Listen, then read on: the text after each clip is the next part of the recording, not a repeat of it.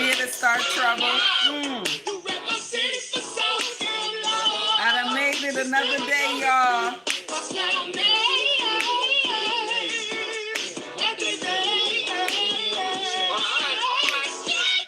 I done made it another day, y'all. Yes, I done made it another day. I done made it another day, y'all. Good morning, everybody. Let's get into it. How y'all doing this morning?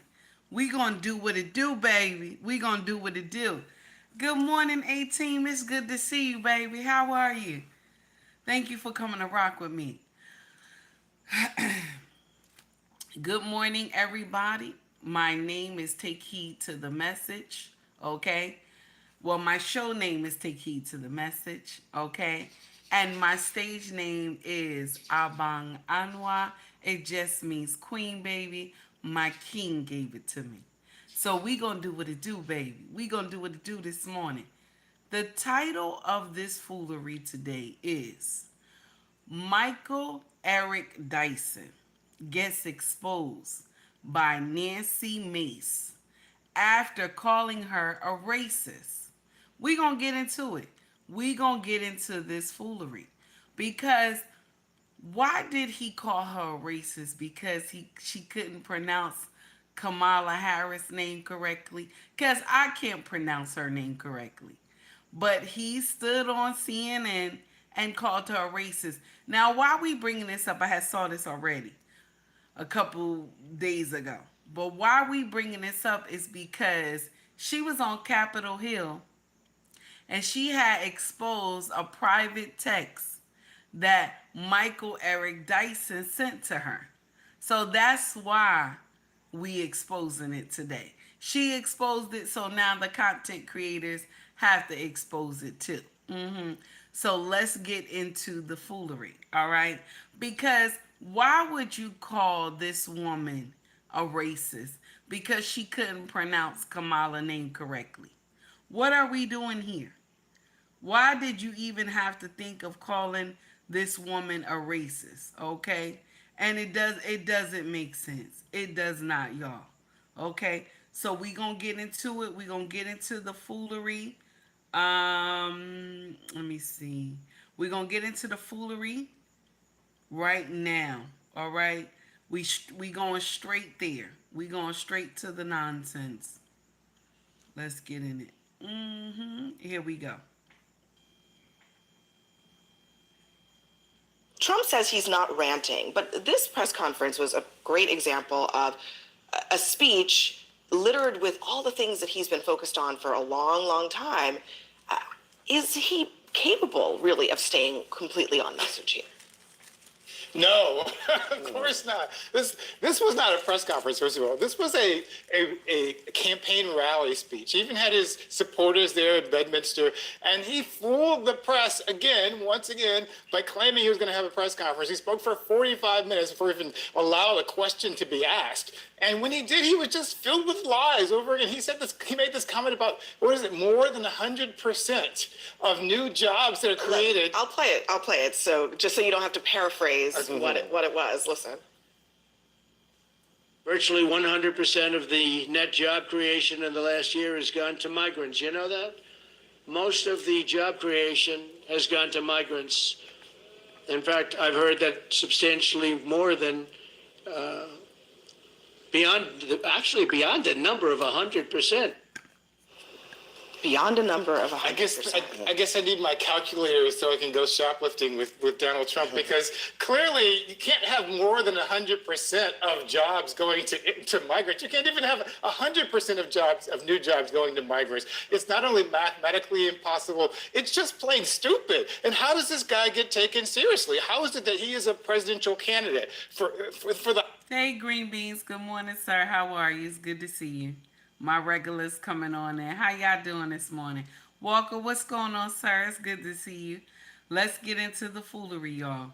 Highest office in our country, when you can't even complete a press conference without spewing lies and misinformation and obvious falsehoods. Well, if you want to talk about misinformation, we can talk about Kamala Harris's Google ads, like literally taking headlines from mainstream media and rewriting them, which should be against Google ads policies. But what's stupid is allowing people, criminals, to go into stores in California and not being able to arrest them unless it's $900 or $950 and more. The problem And is you that see that's not actually videos, what's true. and you see That's not videos actually of what the people law is. going into stores in these blue cities and blue states, stealing merchandise and not being stopped. We've all seen these videos. So But should Donald Trump not be allowed to go into a store because he's a convicted criminal? Well, I don't think anybody at this table should be surprised that Donald Trump stood up for 45 minutes, an hour or more, taking questions, giving a speech, because if you're holding your breath for an Oscar nod, that he did that. But with that being said, he has been on press conferences longer than Kamala, okay? He has been there longer than Kamala. All right. So I don't know where we getting all this from. And he has been standing his ground on his own. Now, some of the shit he's saying be bullshit. Some of the shit he say be bullshit. And some of the shit Kamala say be bullshit too. But at least he stands there and answer questions. Okay. Sister girl walks off when she's done. Let's go.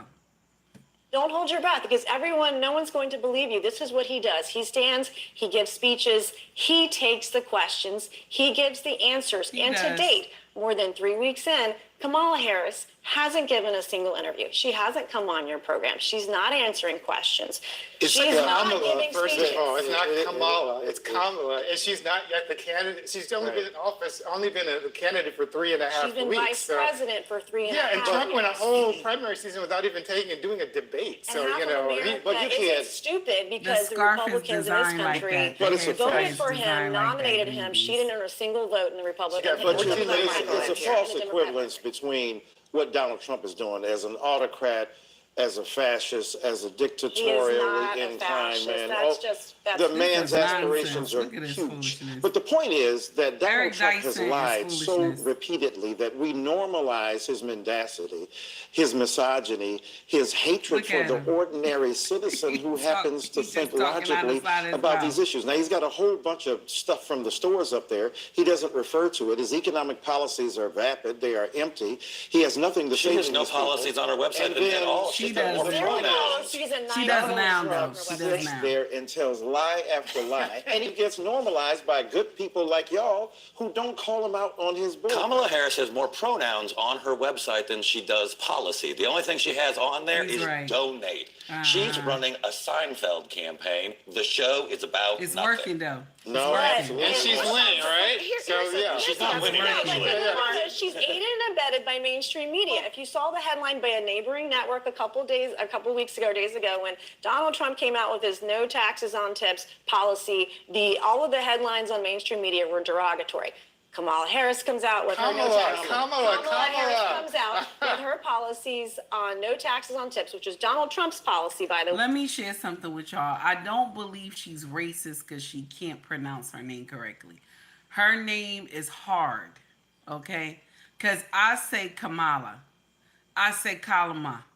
I say it messed up too, but I try my best to say it correctly.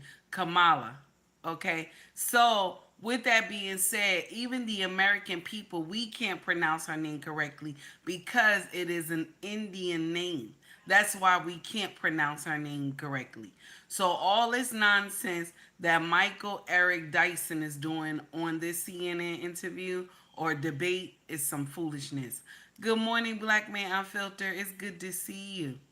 And the thing is that we can't say her name right. A lot of people can't say her name right, okay? Even Joe Biden, okay, can't say her name right. All right, so just because Nancy can't say her name right, I don't believe that she racist. I don't. It sounds dumb that they, equate that, put that together. It sounds foolish. Here we go. All of the headlines on mainstream media were positive and glorious and thoughtful. I guess y'all are It's just standing a up for him different because he standard. didn't say any of this today. Everything you're saying this is is the nothing he's question. ever said. One of the things that we learned about her policy that she's going to roll out is support for a ban on price gouging. Now, I think reasonable people would ask, what does that mean? What does that really mean? And What how does is the that government mean? going to be involved in that? Here's Noah Rothman in the National Review. He describes this policy as a rank pander to the economically illiterate. And despite the presence of many who fit that description in Congress, they understand that allowing the executive branch to functionally set prices is a brain dead idea that would only hurt consumers in the long run. I mean, is this just a ploy? Because it sounds kind of like it. Well, look, That's true. How do you control price gouging? How do you do that? Especially in small neighborhoods. How do you do that? Now, maybe with the big, the bigger industries, you probably can. But the mom and pop stores, you can't do anything with price gouging. I don't know where she get that from. Maybe she's saying that to make us excited that they'll be able to control this. But mind you, these are these people business. If you don't want the product and you don't want, you know what I'm saying? Don't go to this particular business. It sounds stupid. Good morning, Catalina. How are you? Black Man Filter, I hope I greeted you. I'm sorry if I did not, because I'm up here just running my mouth. Yes, I don't believe that it's racist how she said her name.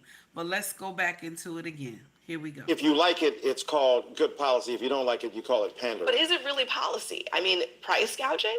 Look, if she could do that, Lord have mercy. I mean, she might need to be the Pope as opposed to the president, but she's able at least to set the tone. Here's what's important. First of all, in terms of Kamala not speaking about, Vice President Harris speaking about issues, if it ain't broke, don't fix it. Everybody has said that what she is doing is genius in the sense she's out-trumping Trump. So Trump is Her pissed. campaign is being operated from a basement. Well, She's hold on, not out let me there. just She's finish. not answering Trump questions. is being She's not doing anything. Trump is being undermined by Trumpian-like politics in the sense that what she's done is, I understand when I'm going to speak, I understand what I'm going to say. She's going to form her policies and she's going to articulate them. Now, whether Old Green Beans, I like what you said. When you said Democrats use racism as a leverage, not the real issue. This is true. This is true. Because y'all remember when both of those House of Representatives was acting up, and she said, you beach body bitch, right? Beach body bitch, butch body bitch, or something like that. And then the other one said something about your eyelashes. Okay. So right there, how did she make it to equate that to racism when she talked about her eyelashes? How did that, you wear fake eyelashes. How is that racism? She said nothing about her color. Now, I don't listen. Both of them are kindergartners, okay? I don't agree with the shit that they done. They should not be acting indignant in D.C. They should be handling their business. But at the time, she came on CNN. Crockett came on CNN and was like, oh, Green is racist because she mentioned my eyelashes. And that did not make sense to me. How do we equal that to racism when she mentioned your eyelashes? You know what I'm saying? So I agree with you on that one. Here come the nonsense. We're about to almost finish this. Here come the foolery.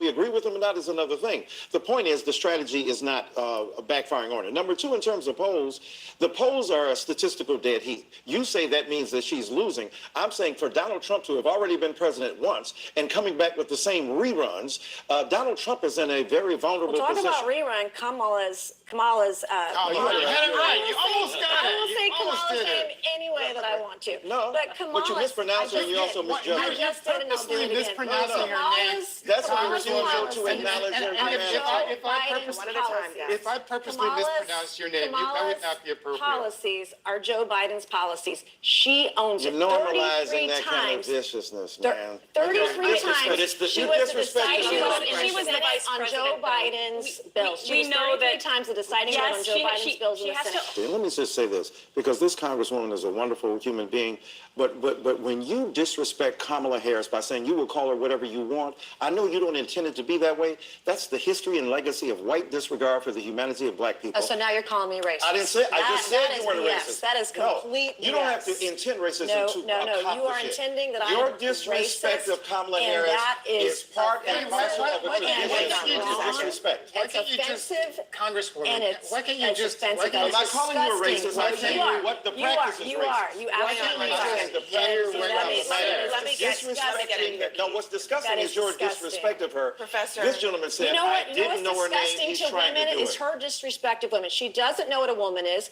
And if 25 years ago, White I women became, don't have the ability to tell black women who paid the price of blood to make this country what it is to tell them they're not real women. 25 They years care for ago, your babies 25 and years ago, respected I your became the humanity. first woman to graduate from the Citadel, the Military College of South Carolina.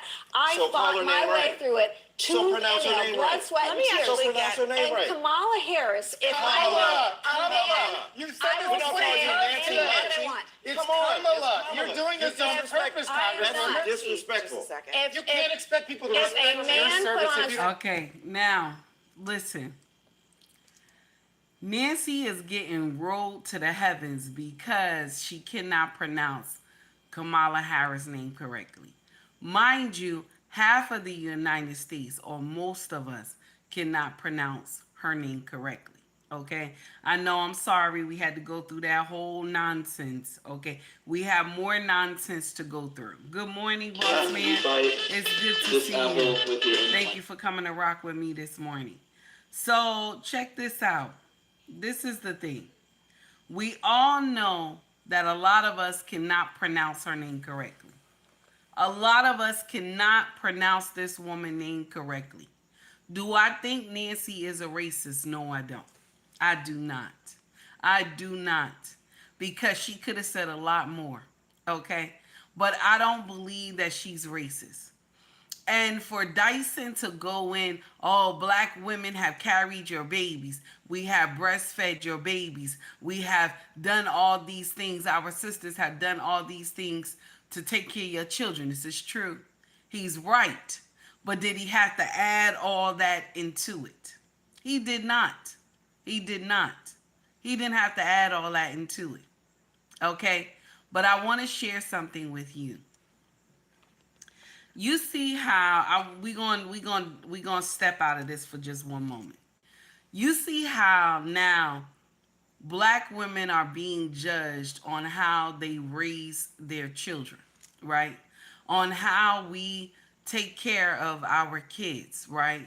And how we are always told we're bad mothers, right? Check this out.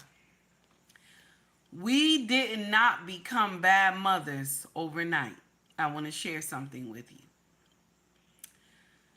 We became bad mothers when we started following our Caucasian sisters outside the house. Just want to put that out there. We became bad mothers when we started following our Caucasian sisters out the house. Because there was a time where black women was the go-to for everything when it was concerning children. Black women was the go-to for everything concerning children. Okay? White women, Caucasian women did not know how to raise children. They didn't. They did not at all. Those black women that served in their households, those black women who served, okay? Because I can't even say served. The black women who were slaves in their household. Black women who were slaves on the plantation. They raised their children better than the white women did. And this is the truth. But now everything has become topsy-turvy. And the best thing right now that black women are worried about is their hair. They not worried about if that baby ate. They not worried about if that baby is healthy. They not worried about that baby going to the doctor. We do not worry about our children like we supposed to. We too busy want to be on social media and parade on social media and embarrass our children. If this hit home for you, then I'm talking to you. If this message hit you, it gives you a conviction, then I'm talking to you. Okay? I'm talking to you. All right? I know there's some of my sisters who are on their grind. Some of my sisters on their grind, they handle their business. They take care of them babies. Shout out to my sisters who do the right thing by their children. But for the rest of y'all motherfuckers in here that do bullshit when it comes to your babies, fuck you and the horse that you rode in on. You so worried about that hair, those nails, you ain't even give that baby nothing to eat this morning. You so worried about that Negro that you got laying across your bed that ain't done nothing for you but fuck you last night, okay? You ain't worried nothing about those babies. And you let them eat all the Cheerios from those babies, okay? So I have a problem with you. Those same two sisters, okay?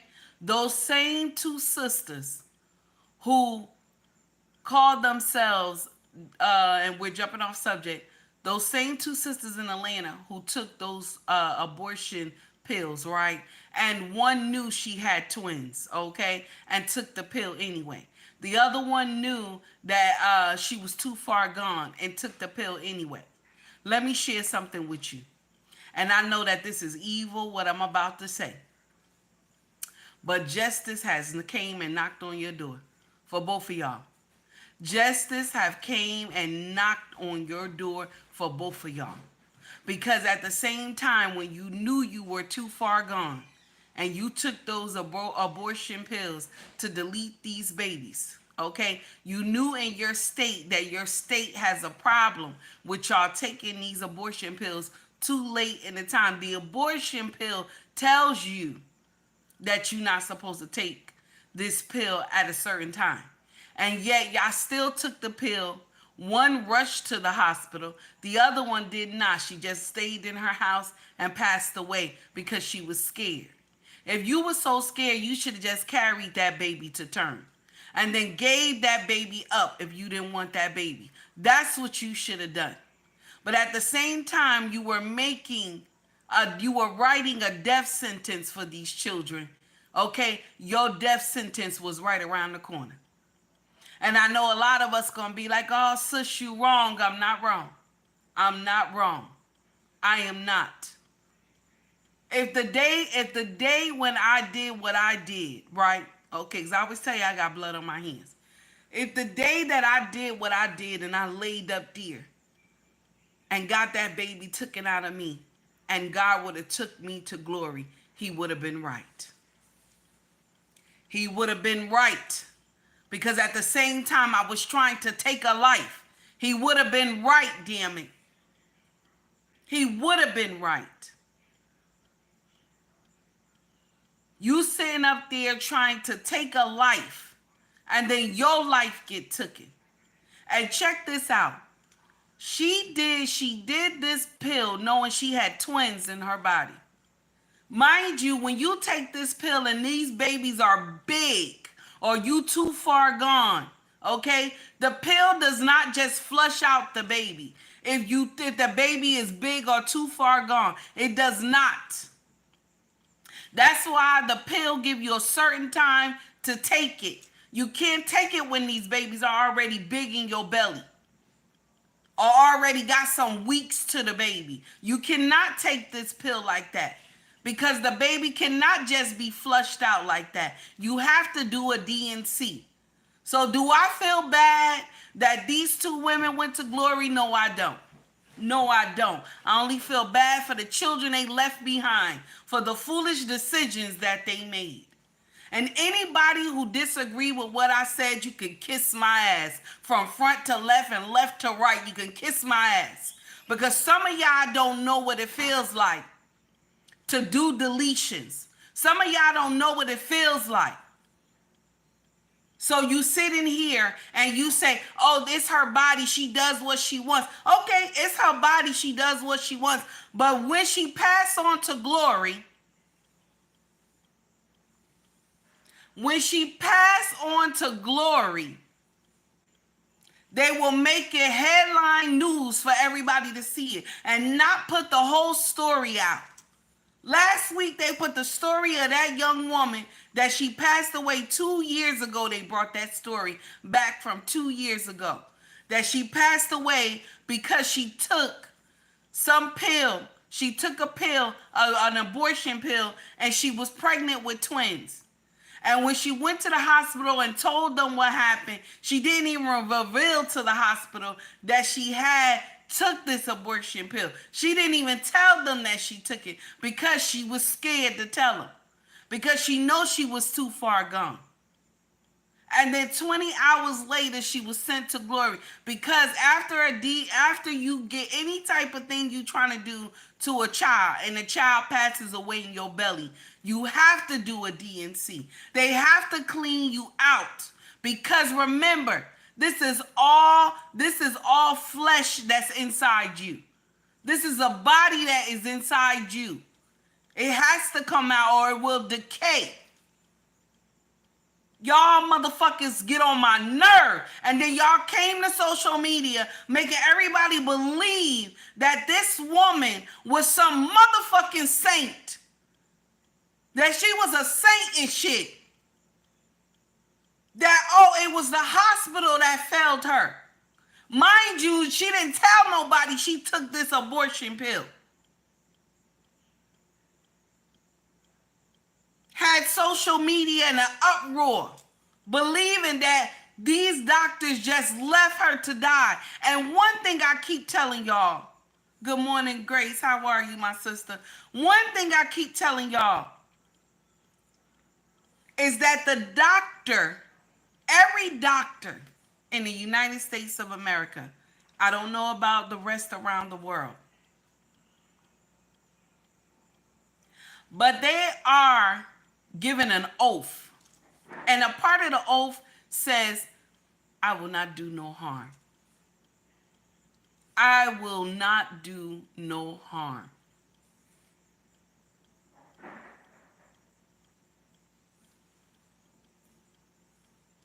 Let's go into what Nancy revealed at Capitol Hill, okay? Because they've been clowning her about talking about Kamala Harris. They've been clowning her, saying that she can't say her name correctly, okay? Most of us cannot say her name correctly, okay? Most of us cannot say her name correctly. Now, let's get into it because they clowned her. So I want us to hear how they clowned her. All right? They clowned her, and this is her response.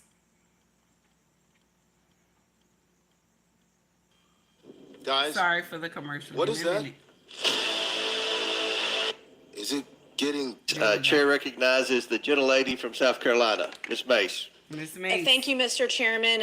My colleagues across the aisle said that those that cannot pronounce Kamala's name correctly are elementary-aged children. I would like to enter into the record an article by Newsweek saying Bill Clinton pronounces Kamala Harris' name wrong during DNC speech. Bill Clinton, along with Al Sharpton, rapper Lil Jon. Let's not forget that Joe Biden can't say her name right. Neither can Supreme Court Justice Sonia Sotomayor. And this morning on Morning Joe, Joan Baez called her a camel. So I don't want to hear it. It's fake outrage. I would like to also enter into the record a screenshot of a text message I received from the esteemed professor from Vanderbilt, Michael Eric Dyson, after my CNN interview, begged me for photos. In this text, he says, after calling me racist on CNN, shh, don't tell anybody, we look good together, and sent me a kissy emoji. He said, hush, don't tell nobody, and sent her a kissy emoji, okay? He asked, after the CNN interview, he begged for the picture. Hey, Deja. He begged for a picture of this woman, okay, together. They took the picture. Then after the CNN interview, right, okay, he sends her the same picture with a heart emoji and says, hush, don't tell nobody, we look good together. So why did you embarrass this white woman on CNN when all the while you was sugaring for her, okay? You was sugaring for this white woman, okay? That's what you was doing. You was sugaring for this white woman, okay? That's what you was doing. Good morning, Skinny. You was sugaring for this white woman, okay? And now you call yourself, you disgraced her all on social media, but you was sugaring for her in the beginning, okay? Why did you do that? Why did you even try to make it seem like she racist? She could not pronounce her name correctly. Most of us cannot pronounce her name correctly. So that means we racist. A lot of black people cannot pronounce this woman name correctly. Because y'all say she black, right? That's all y'all say, she black. If you feel the content, please like and subscribe to the page. If you feel the content, please donate to the page as well. But here we go. Here we go. Hey, Young, what's going on, baby?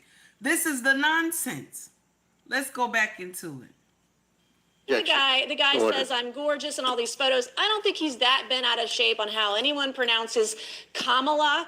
And if we're going to have that standard, you got to hold it to both sides, not just one or the other. On to the issue at hand. I want to thank you, Mr. Chairman, for our witnesses being here today. Joe Biden and Kamala Harris have presided over the worst presidential administration in American history. Biden and Kamala Harris inherited a country with a strong economy and next to zero inflation. Under the Biden-Harris administration, She ain't lying about that.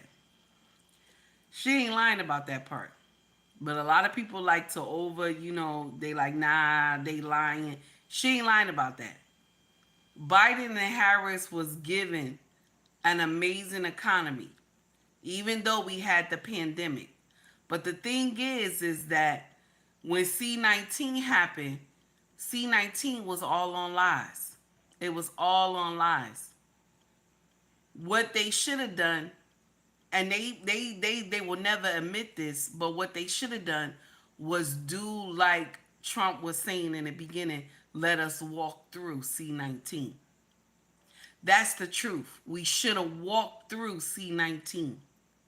It shouldn't have been no, you take the, okay, on the, whatever they call it. I don't want to mess up on social media. So they take the jab, yeah, okay.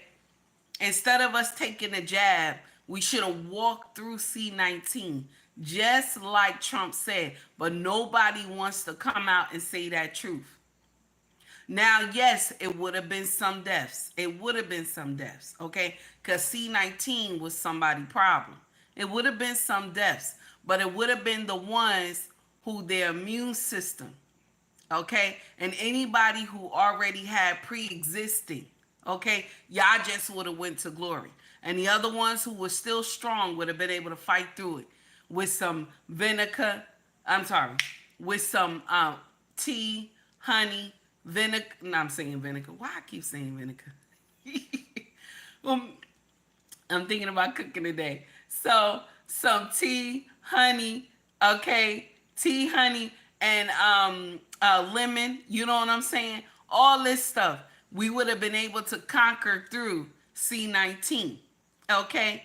And I'm just putting it out there. I'm just putting it out there. And Ginger, thank you, Deja. So let's go. Let's finish her up. Let's finish it up.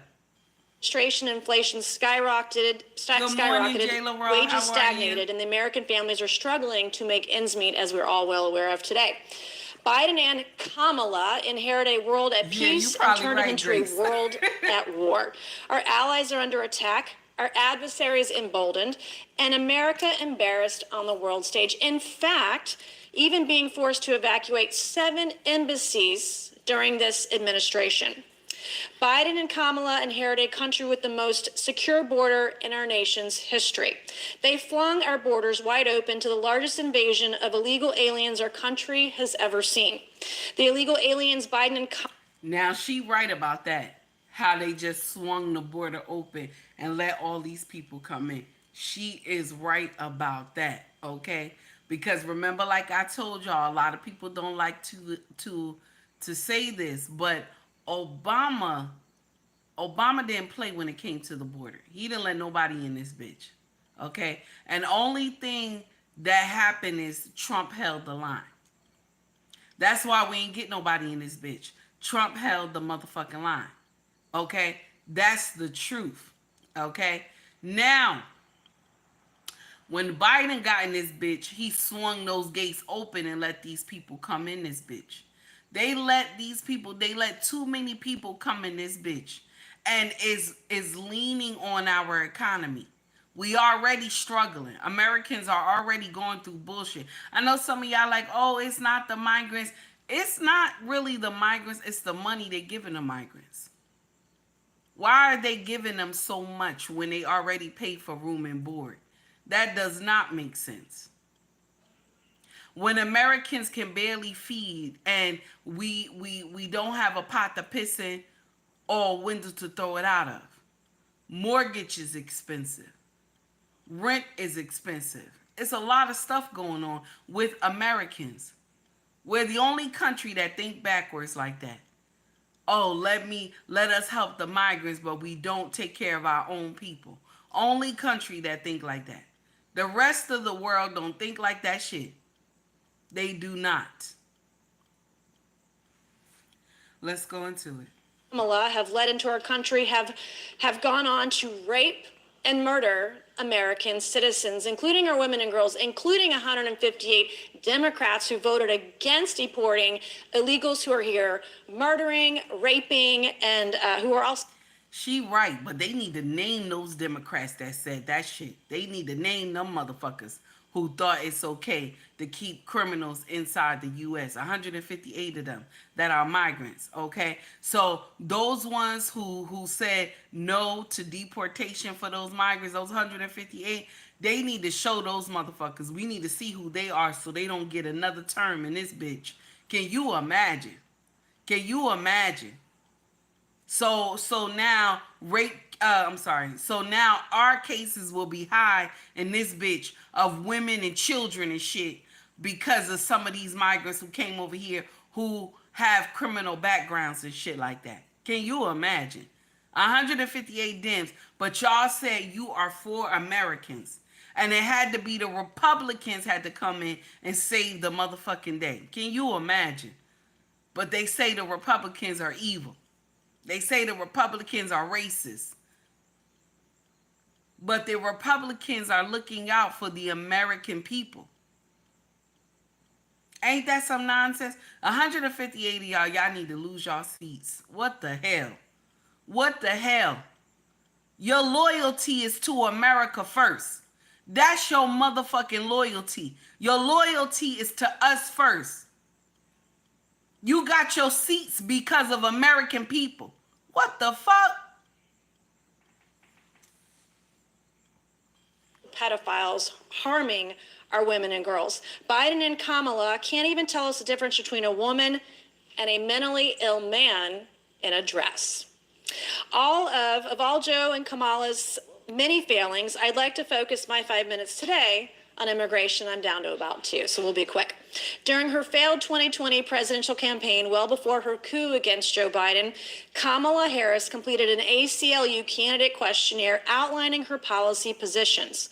I'd like to examine a few of her responses and how they've informed her work as border czar, since she says her values have not changed. Mr. Chairman, I would like to enter into the record this questionnaire. ACLU writes for all candidate questionnaire 2019, Kamala Harris. Without objection, so ordered. Thank you.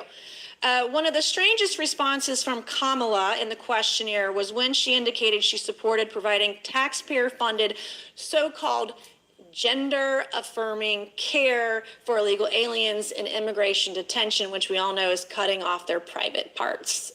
Did you hear that? Did you hear that? This is what I love about DC. When you write something down or they do a survey with your ass, that shit stay on record like forever. I don't give a fuck what you write. That shit stay up there forever. So, VP Harris, we gonna say it like that. VP Harris said that she agrees that taxpayer money should be allocated to migrants for medical surgery of cutting off, genitals. Okay? Did y'all hear that? Did you hear that? Okay? Taxpayer money. Can you imagine? That is supposed to help give medical care to migrants who want to cut off their genitals. Taxpayer funded cutting off of their private parts. So, Mr. Krikorian, is this occurring under this administration? What are the serious safety consequences it may pose? Well, I mean, the safety consequences of the procedures themselves, I'm not qualified to talk about, but clearly it serves as yet one more incentive for people to illegally immigrate into the United States. In this case, people seeking a particular kind of medical procedures. In the questionnaire, Kamala pledges to slash funding for ICE, cut immigration detention by more than 50%, and even express support for ending immigration detention. Have Biden-Harris... She wants to cut money for ICE. Why? Why she want to cut money for ICE? That does not make sense. When we need them. This is stupid. I'm sorry. You need them, and you want to cut funding for what? You want to cut funding for what? It's dumb. But this is how they do stuff, and then come and smile in everybody's face. Come and smile in our face and act like they're for the people.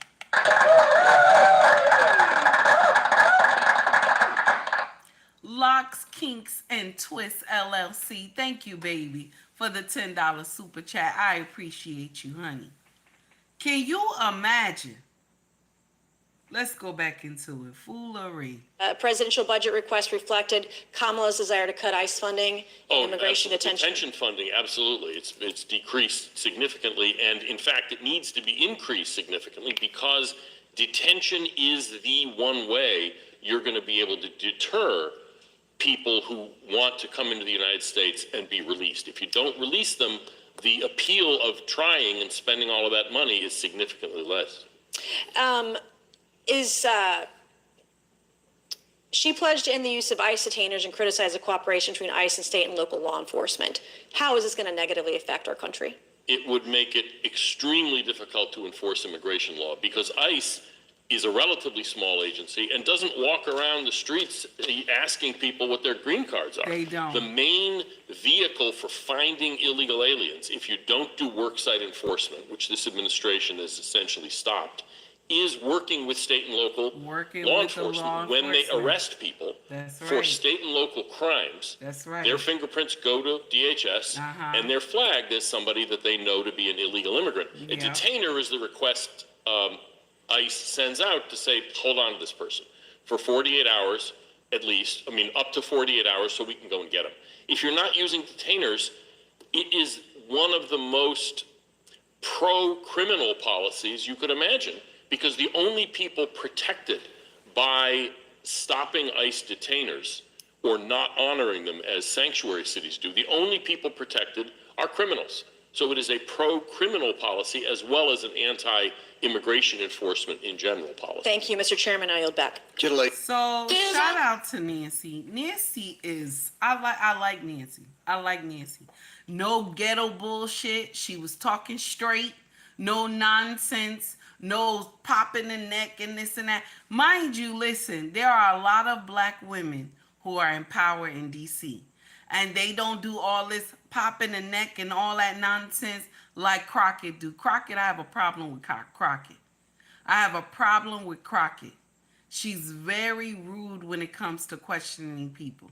She got a real nasty problem. Mind you, there are House of Representatives, there are senators that are nasty. But she paints the narrative that black women have this ghetto tone, this nastiness, and people just, oh no, she just nasty, she just this. And this is how they set the tone for black women, that they crazy. You know what I'm saying? You go up there in DC and you act crazy instead of you just using educational words on people.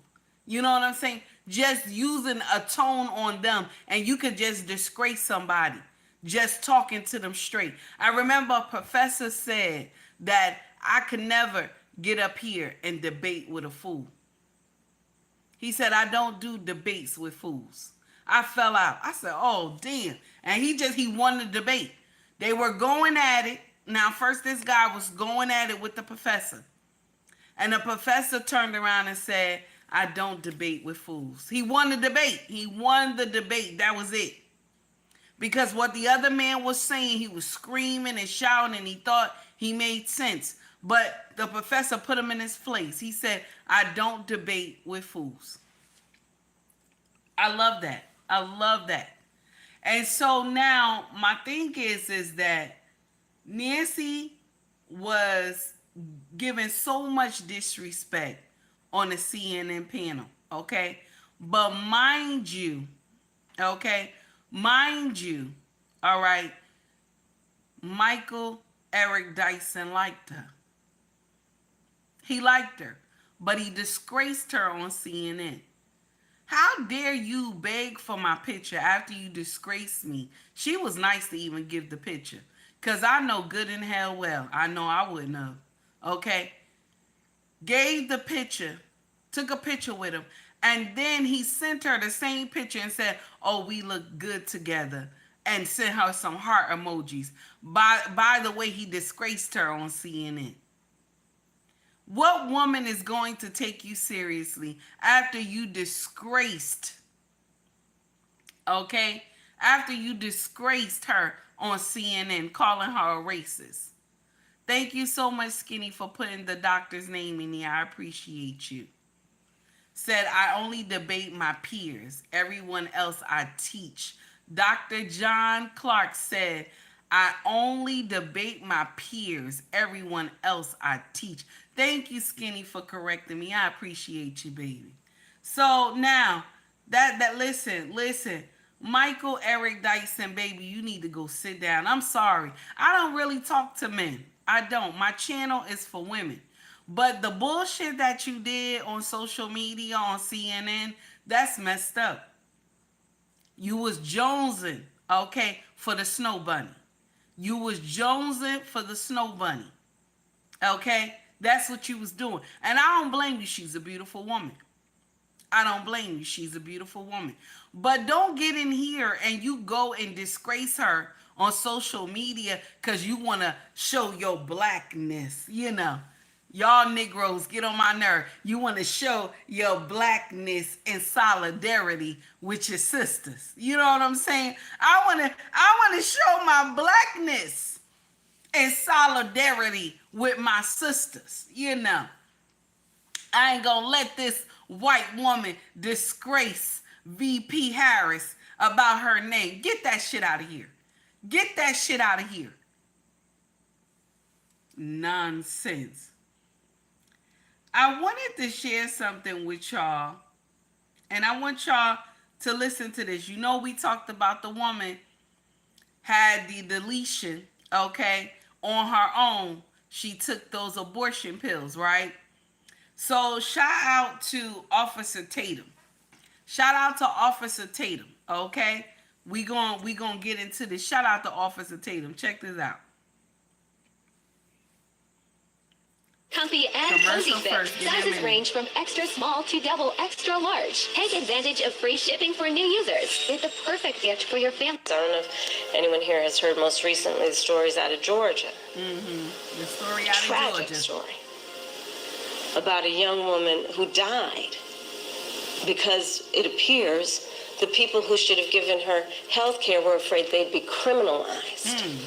Amber Thurman died because of the abortion pill. Kamala Harris wants you to believe that it's because of abortion bans, and yet it is because of the medication that she was given over state lines that her state claims is not safe and therefore will not be given to a pregnant woman. She came back to her state and she died because of that pill. Kamala Harris is using someone's death and somehow using it for her political agenda for abortion, even though that's the thing that killed her. Not abortion bans. Gosh. My whole argument with this is that why do they have to lie about it though? Why? Make your argument, and if you're on the right side of the argument, you don't have to tell a lie. But continuously, they lie about overturning Roe v. Wade. They lie about what happened in Georgia, and I'm finna expose it right now. Go ahead, Tatum. Tatum about to do what it do.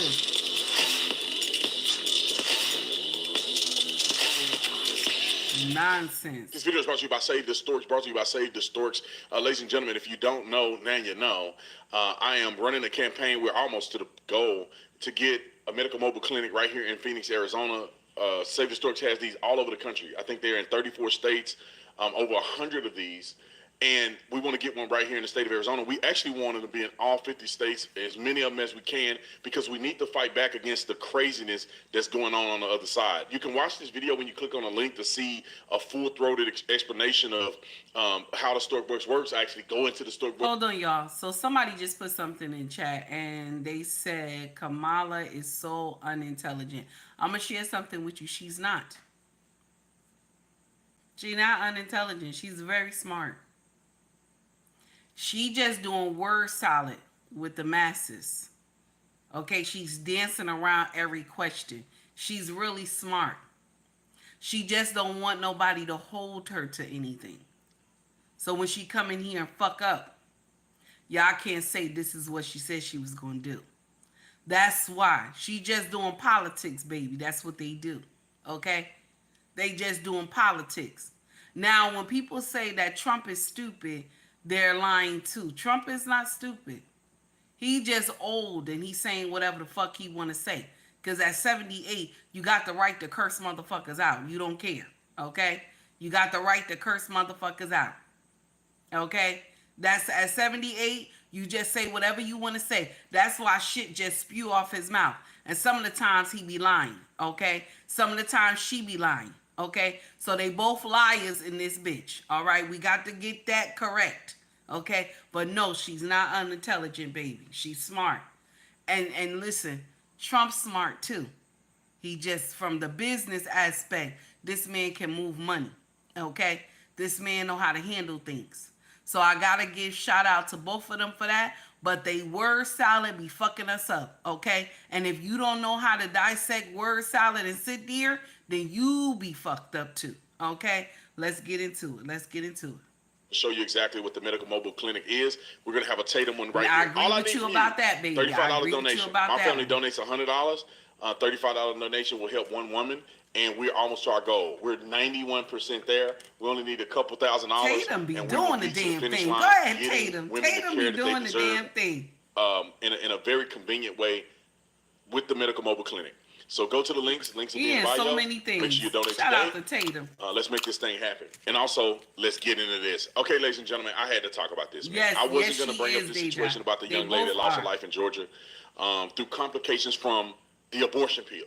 Let's not get this twisted. Let's not get it twisted. Let's not be conflating and trying to save face. Mm-hmm. Let's just be honest. It was a complication that caused her death from taking the abortion pill, which is incredibly dangerous. That's right. As you can see. That's right. And they don't want to tell you that there's complications, but if you listen to the articles, they want to blame Trump and Republicans, but when you read into the article, it explains very thoroughly that this is a dangerous situation that people are putting themselves in. Yes. Let's go on to go through this. And there's another young lady, and then there's a lady at the end that completely lies. And I could probably put my life on it that she lied. And if she's not lying, I will pay for her attorney to sue the 2 hospitals that she claimed rejected her from having a medical emergency. I'll pay for the lawyer. I just want 10% of the settlement. That's all I want. I will commit on this video. If they refuse to serve you while you're having a medical emergency, I want to pay for the lawyer so we can sue the hospitals. And I just want 10%. That's all I want. I like what Tatum said. I want to share something with y'all. No hospital in America, in the United States of America, will deny you care. Just want to put that out there. Now, in a foreign country, right? In a foreign country, they could deny you medical care if you ain't got no money. Shout out to Nigeria. Nigeria is good for that shit. Nigeria don't play. You don't have the money for them to do any procedure, baby. You going back home. You going to fuck back home. I'm just letting you know. Listen. No, I don't care where you listen. America does not deny you any health care. They don't. when it comes to you going to the hospital, they don't care how much that shit gonna be. The doctors got to take care of you. If you don't have any health coverage or anything, they got to take care of your ass. They got to take care of you. You homeless, whatever. You don't have nothing. They got to service you. No hospital will not service you. That is a lie. Now, anywhere else around the world, that's different. You ain't got that money? Nah, baby, they can't help you. Okay? They can't help you if you don't have no money. But in America, they give two shits if you don't have the money or not. The first thing they got to do is save you. That's the thing. So when this woman had said this, I was like, nah, this bitch is lying. This bitch lying right here. They lying, okay? I have watched my hospital take care of homeless people. And they have worms and everything. I have watched the hospital. I have watched my hospital do that shit. I watched them clean these people up. They got worms, bed bugs, lice, all that. I have watched them clean these people up. Okay? Okay? Everything.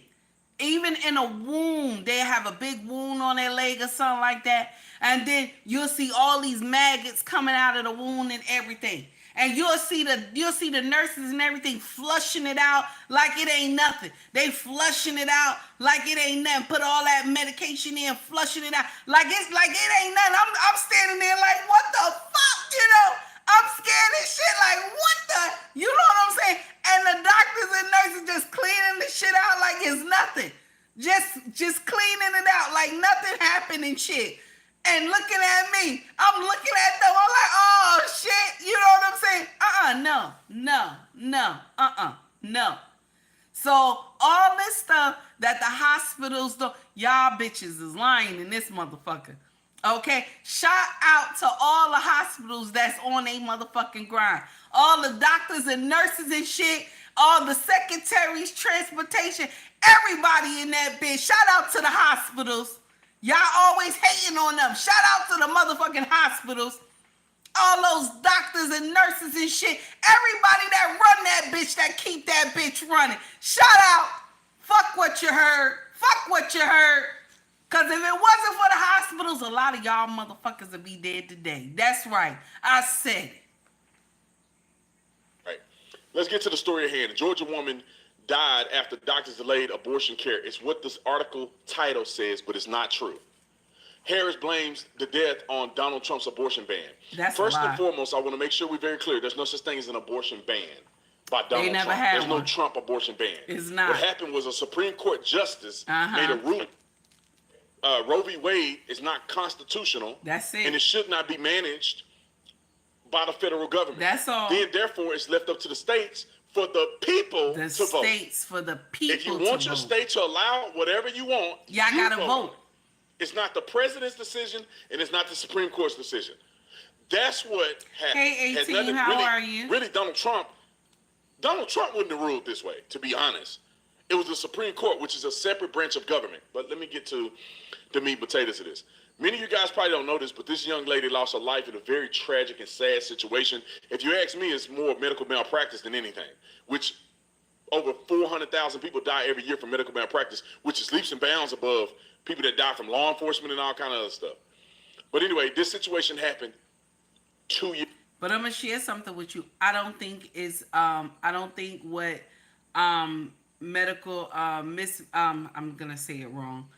I don't believe that it's any medical malpractice. I don't believe that.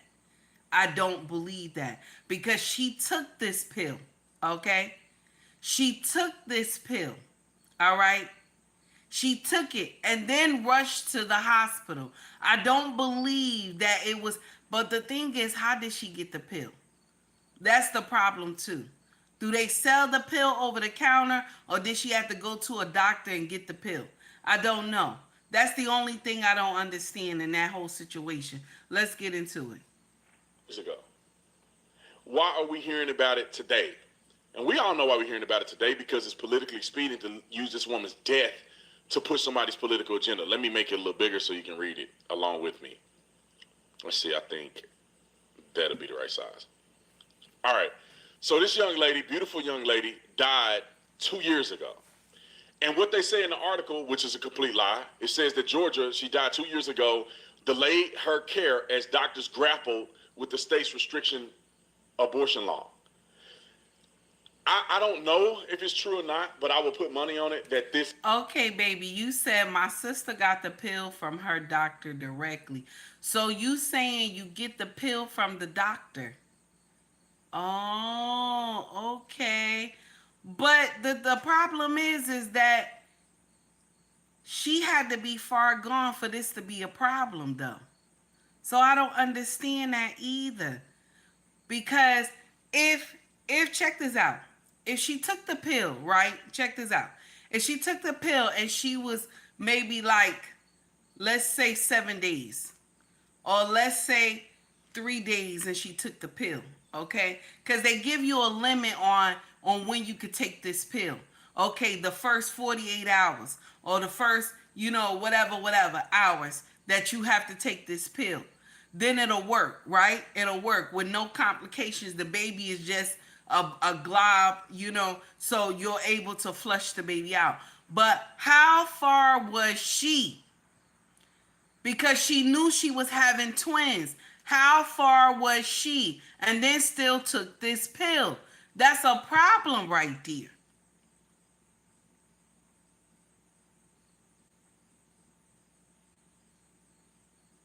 Okay. You said, no, my sister almost died from that pill. It caused her to bleed out. She had a blood transfusion.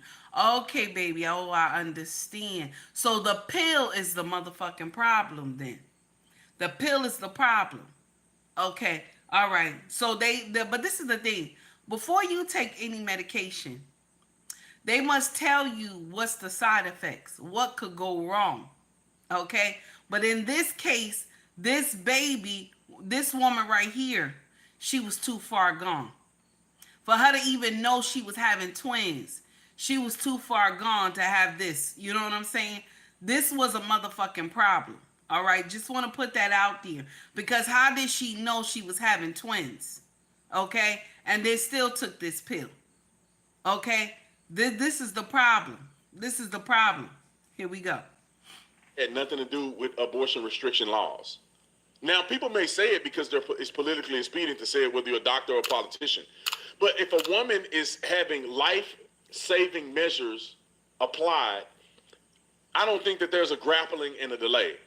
But let's go on and read the article because I think it tells you more about what really happened when you read the article. It says her death was later ruled preventable, possibly preventable. Hold on, I just saw something. Gene, you lying. That cannot be the U.S. That cannot be the U.S. They do not refuse care. You gotta be lying. You got to be lying. This is a bot of somebody. There's no way they don't refuse care. Ain't no way. Now, could it happen that they had did testing and they had checked everything and nothing came back and they sent him home? Now, that's different. That's different. That means they couldn't find anything wrong with him. Even when they did the testing and the blood work and all that, could that be it? Because that could be something like that. Okay? They do not refuse care in the United States of America. That's a motherfucking lie. Now, anywhere else, all right? That's different. You got to have money. Other nations, you got to have motherfucking money. Okay, good morning, Mr. He said, how are you, sir? Other nations, you got to have motherfucking money to walk in that bitch. Especially Nigeria, you got to have that money straight up. Straight up. In the U.S., the first thing that the doctors take that oath, I will do no harm. No, not in America. You motherfucking lying. You up here lying. Don't get up in here lying, okay? I will block you. Don't get up here lying. Doing some propaganda bullshit. Don't get in here lying. Some of us been born here. We know what the fuck going on in this bitch. Okay? We ain't just come here. Some of us born here. We know what the fuck going on. They say the word preventable. Listen, you know, it's funny that they don't rule people's death that get into confrontations with police preventable. If you never broke the law and tried Okay, to young, shoot a I cop, see what you wrote, baby. then your death was preventable. You know what I'm saying? But anyway, all jokes aside, let's get back to the issue at hand. They talk about the young lady's 6-year-old son, but let me just read to this. It said this young mother should be alive, raising her son and pursuing her dreams of attending nursing school, Harris said in a statement. This is exactly what we fear when Roe v. Wade was struck down. In more than 20 states, the Trump abortion ban are preventing doctors from performing basic medical care. Let's talk about this for a minute. And they keep calling it the Trump abortion ban. Wasn't it the 9 justice that knocked it down? Why they keep calling it the Trump abortion ban all the time?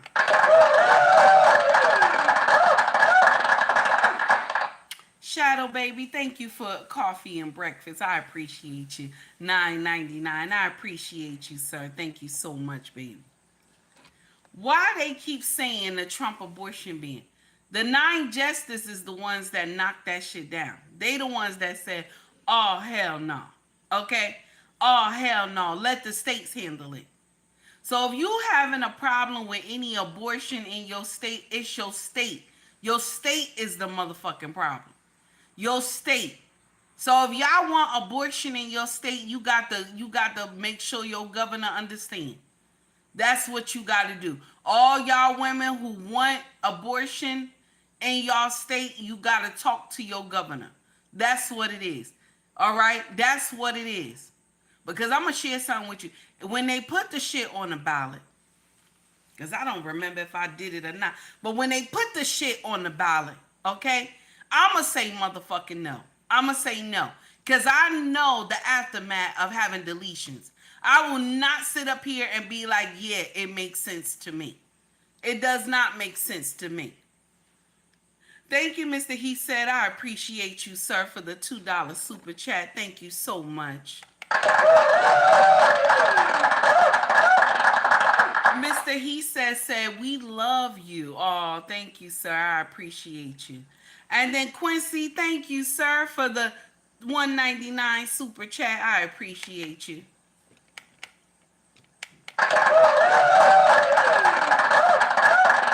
Thank you so much. I appreciate you. You still a cousin though. I don't care that you donated to me.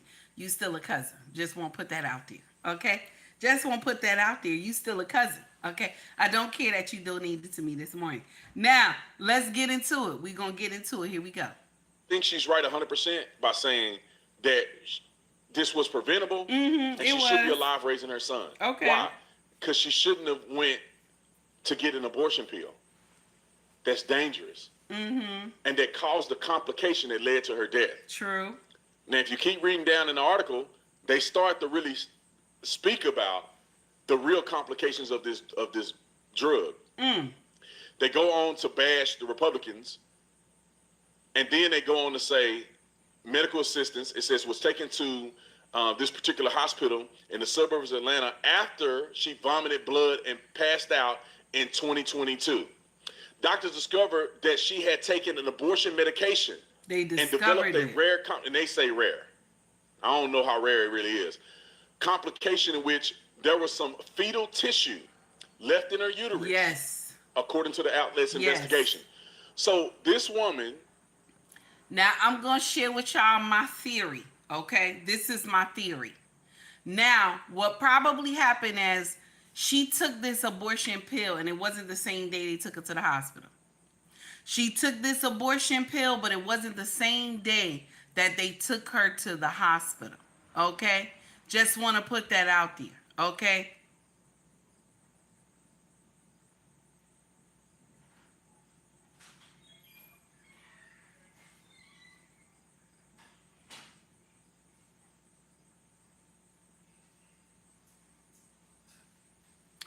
Gene.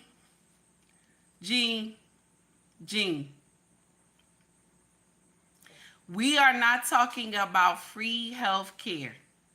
We said denial of care. Okay? We're not talking about free health care. We said denial of care.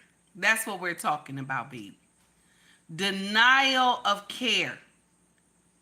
The United States does not deny you of getting any care at any hospital. They do not. Okay? We're not talking about free health care. We said denial of care, baby. That's what we talking about, baby. It's okay. It's okay. You don't have to comment, baby. Just listen if you wanna stay here. Just listen, baby. It's okay.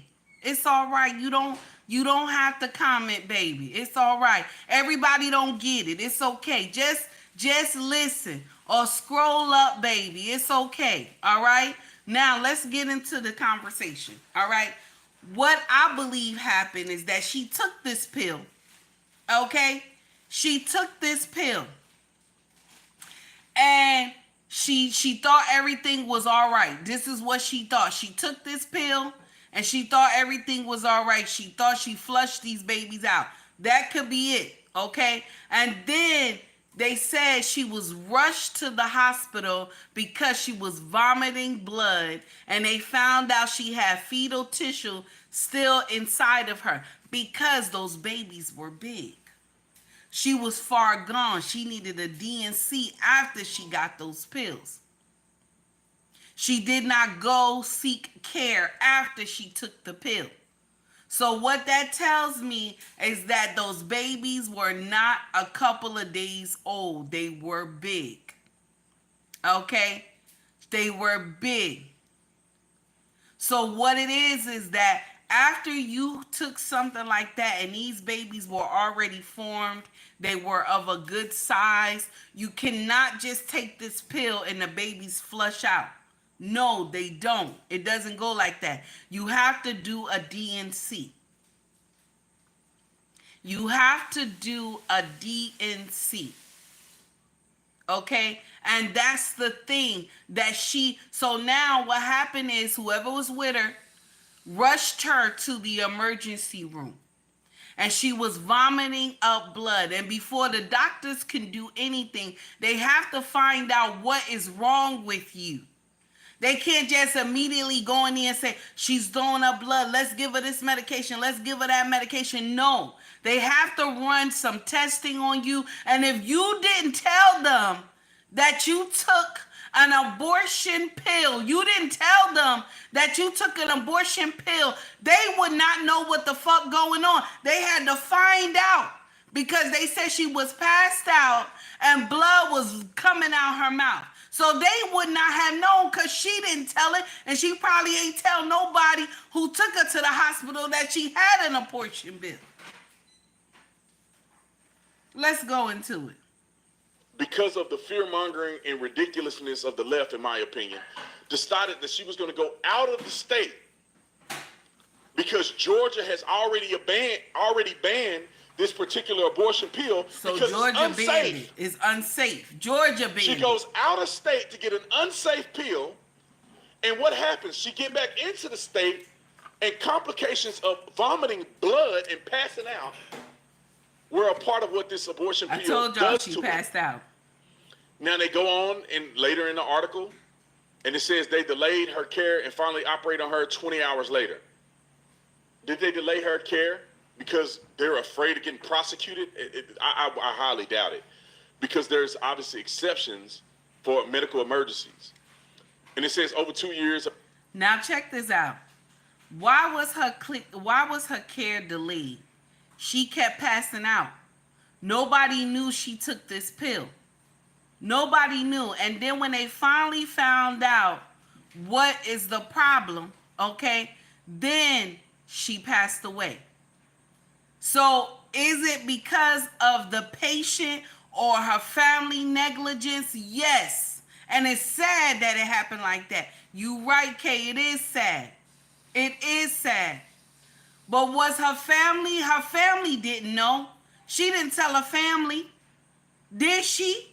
Because if the family went with her to the hospital, the family should have said something.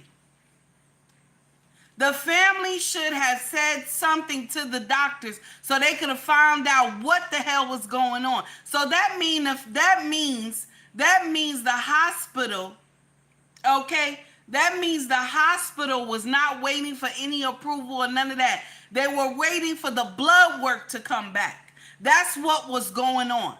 The hospital was waiting for the blood work to come back. They were waiting for the testing to come back. And that's when they found out. Because if she didn't keep fainting, okay, if she didn't keep fainting, they would have found out she had took this pill, and they would have said we have to perform a DNC to flush her system. That's what they would have done. So how do we blame the healthcare if they did not know? Anybody know that if you ever been to the emergency room, anything they need to do, they got to do that blood first, baby. They got to do that blood first. Or they gonna be liable. If they just throw anything at you and something bad happen, they gonna be in trouble. The hospital know that. That's why every patient they run blood on first to find out what the fuck is going on. So now the Dems are running with this shit. Mind you, I'm a Dem. But you know, I already changed my party. I'm changing my party, okay? I'm not doing Republican either, so y'all know it's only one after that. I want to be able to choose whatever candidate fit my family best. Fuck what you heard, okay? Fuck what you heard. If you can do things that my family need, then I'm rocking with you. Fuck what you heard. Okay? Fuck what you heard. But this is the thing right here that the Dems are going to run with, and they're not going to run with the truth. Oh, this is because this was an abortion ban due to Trump. And mind you, Trump never had no abortion ban. He kept saying, let the states handle the shit. The federal should not have to handle the shit. Let the states deal with the shit.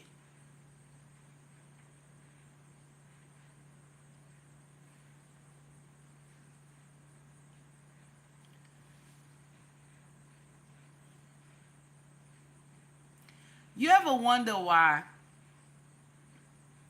abortions is so cheap? You ever wonder why abortions is so cheap?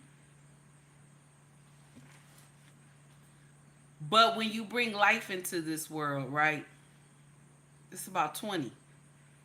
It's about 20. Your health coverage pay about 20 plus. But when you are doing a deletion costs, I know back in the day it was like $325. It's probably $4 something now. But a deletion back in the day was like $3 something. And you had to pay your own money.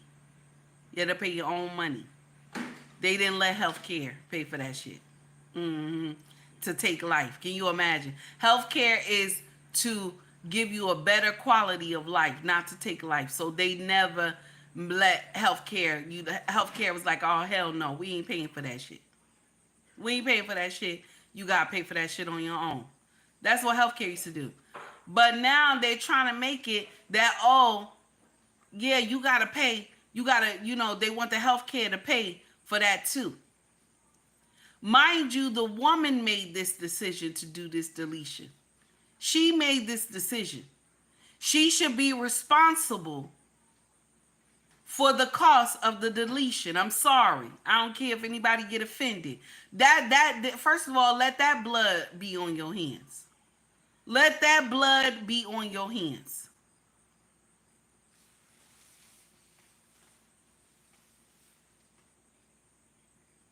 Now, let's get into it.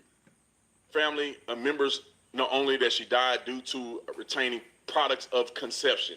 That means fetal tissue from a botched abortion. That's what that really is. Yeah. And then they go on to use the word to say, oh, it was preventable. I mean, you can say anything is preventable. Let me just read this to you, and look how they try to use trickery to mitigate, because they cannot not add this in the article, but they put it at the very bottom. Death caused by complications from abortion medication, or it says exceedingly rare, with 32 deaths reported to the FDA from 2000 to 2022.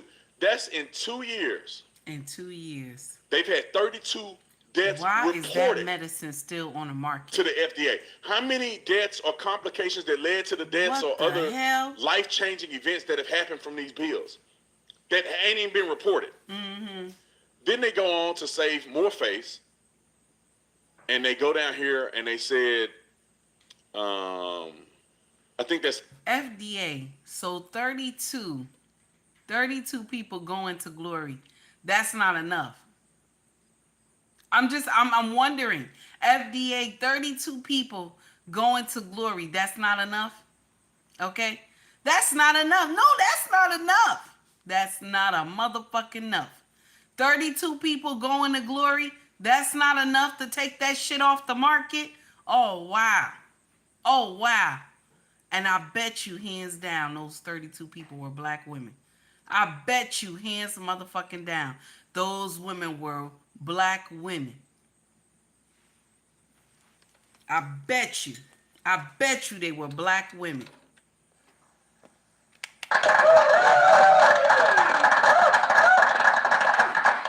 KK, baby, thank you for the $9.99 super chat, baby. I appreciate you, honey. Thank you so much. Can you imagine? I bet you that's why they ain't move. They ain't moved. They kept that shit on the market. That's why it ain't moved yet. That kept that shit on the market. Because they know our sisters is going to continue to take bullshit like that. 32 women, I bet you hands down they black women. I'm going to try to find that shit out. I bet you hands down they black women. That's why they didn't move on that shit. That's why they didn't move on that shit. They leaving it right on the market. Because y'all guinea pigs in this bitch. We guinea pigs in this bitch. Because y'all don't value your life. You don't value your twat. Why are you out there shaking that ass for everybody to get it and shit? Why? Like a dog in motherfucking heat. Why? Why are you spreading your legs to men that you don't even motherfucking know or you don't even see a future with? Use a condom, damn it. Get on something. But you could go and pop this pill. And they tell you the complications of this medication, and yet you still take it. part. They go on to say some other stuff, but then here's another part. So Republican presidential candidate has spread outrageously false claims about abortion, including late last week when he said that some states execute babies after birth during debate against Harris. I hate that they say this because it's inaccurate. If you have an abortion, and Tim Walz had a family member associated with this, if you have a botched abortion, they try to end the life of the baby after it's born. That's what they call after-birth abortions. We already got the evidence. The former governor of Virginia already said. Now listen. Only thing Trump messed up on when he said this after the child is born and then the doctor and the parent discuss what's gonna happen. Only thing he messed up on is that he should have said failed deletions. If he would have said failed deletions, he would have had it. Hands down. That's the only part he missed. But everything else he had said about deletions, he was correct. I had to even go back and recant my statement too, because when I was challenging what he said, I was like, no, that doesn't happen. That's against the law. But if it was a deletion and the mother already signed for this child to be taken out of her, okay, if the baby lives, okay, now her and the doctor have to figure out what they're going to do. They talk to the mother, okay, because the mother can say, all right, well, I don't want the baby to die. Since the baby didn't die, let's do something else, okay? So that can happen. That can happen, okay? Now, I don't know if it really does happen, because more than likely when they already signed up to delete this baby, the baby gets, the baby goes, okay? It is what it is, y'all. It's terrible, but, it happens. Women do it, okay? And this is all race of women that do it. But black women, you at the motherfucking helm. Yes, I'm looking at you. You at the motherfucking helm of this shit. With 23 million and counting, baby. 23 million and counting, baby. You at the motherfucking helm of all this shit. On camera what they do, and he was explicit. Let's go to another situation because this is another Georgian situation. And let me read this to you.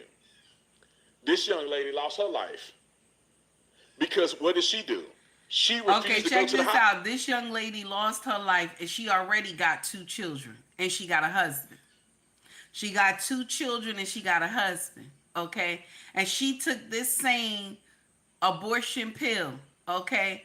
And she refused to go to the hospital. Now, more than likely, something else was going on here, okay? But I don't know. Let's get into it. Let's hear it. It says right here, Candace Miller's family said that she didn't visit a doctor due to the current legislation of pregnancies and abortions. Maternal health experts deemed her death preventable and blamed Georgia abortion ban. Of course they did because it's political. Then you go on and read what actually happened to her. It says mother of 3 realized that she had unintentionally gotten pregnant. Now let's talk about this unintentionally gotten pregnant thing. How does that happen? When you have sex, you run the possibility of getting pregnant. That's right. If you don't want to get pregnant, don't have sex. It's very simple. It's very clear. That's right. If you have comorbidities, which is what they claimed in this situation, if you have comorbidities and you run the risk of getting pregnant, could exacerbate your comorbidities or could cause you to lose your life and have a very dangerous pregnancy, you got 3 options. Well, 2 options. Don't have sex anymore. Don't have sex no more. Or don't have intercourse, because there's other ways to have sex. Y'all know what it is. All right. Wear contraceptives. That's right. Maybe there's 3. Or be on birth control. That's it. So you can use birth control, contraceptives at the same time. That's right. Therefore, the likelihood of you getting pregnant is very slim, or you can be abstinent. All right, because you cannot run the risk of dying through a pregnancy if this, in fact, is true due to her comorbidities. Okay, now. So there is no such thing as an unintentional pregnancy. Unintentional pregnancy. It's just that you want to avoid responsibility for the intention. That's nasty. When I had a son out of wedlock, I would say unexpected, but it wasn't unintentional. All right, now. I knew what I was doing when I was laying up in that bed. Okay. I just was running a risk. I was taking the chance. I was gambling. Okay. But I knew that this was a possibility. Good morning, King Bow. How are you? It says Georgia new abortion ban gave her no choice, which is a complete lie. Although it may... and this is the thing that irks my nerve is because they always give our women an scapegoat. I unintentionally got pregnant. So how did you make it to the bed? You know, how did your clothes get off? You know what I'm saying? How did a man get in the room? You know what I'm saying? I have questions. I unintentionally got pregnant. Did you ask him to wear a condom? I have questions. When he laid you down or put you in doggy style, I have questions. How did that happen? Okay? This is the questions that everybody want to know. Inquiring minds want to motherfucking know. Inquiring minds want to motherfucking know. How did that happen? Unintentionally. How?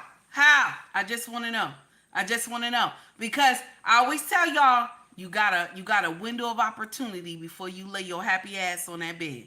You hit that nightstand. Boom. Condom's supposed to be in a nightstand. Okay? You got opportunity before your ass land on that motherfucking bed. You got some opportunity.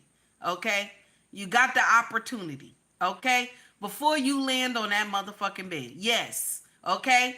All right? Now, even if you in the midst of he eating you and you sucking him, even if you in the midst, okay? You reach your hand. You reach your hand to the nightstand, right there, and grab the condom.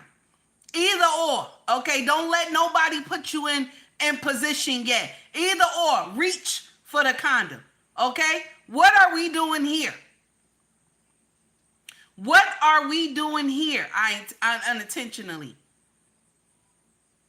So you telling me you ain't mean to take the dick? That's what you're saying. You didn't mean to take the dick. Now, mind you, I'm gonna share something with y'all. This is a little fresh right here. Fucking without a condom is good. I ain't lying to you. It's good. Okay? It is good. Okay? It's real good. Okay? Okay? I'm letting you know. I've been married a long time. It's really good. Okay? I'm not gonna lie. I'm not gonna sit up here and lie to you.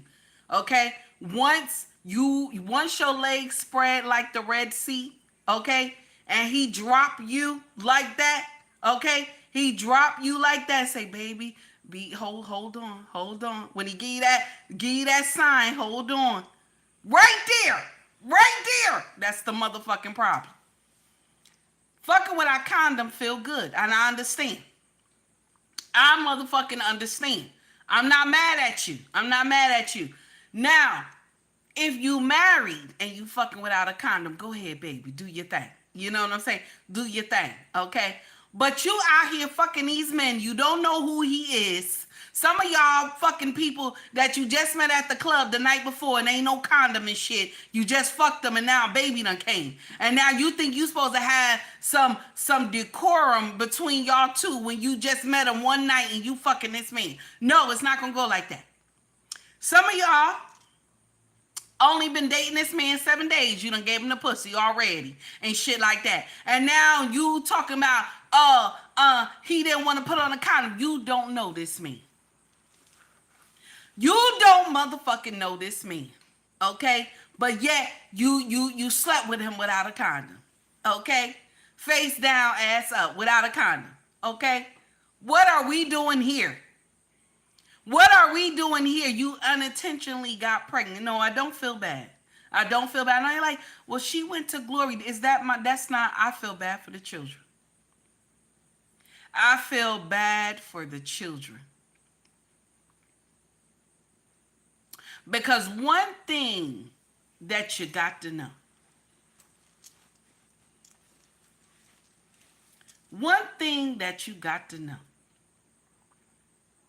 Is that when you in the midst of heat and y'all about to get it in, honey, you about to do the horizontal dance, baby, okay?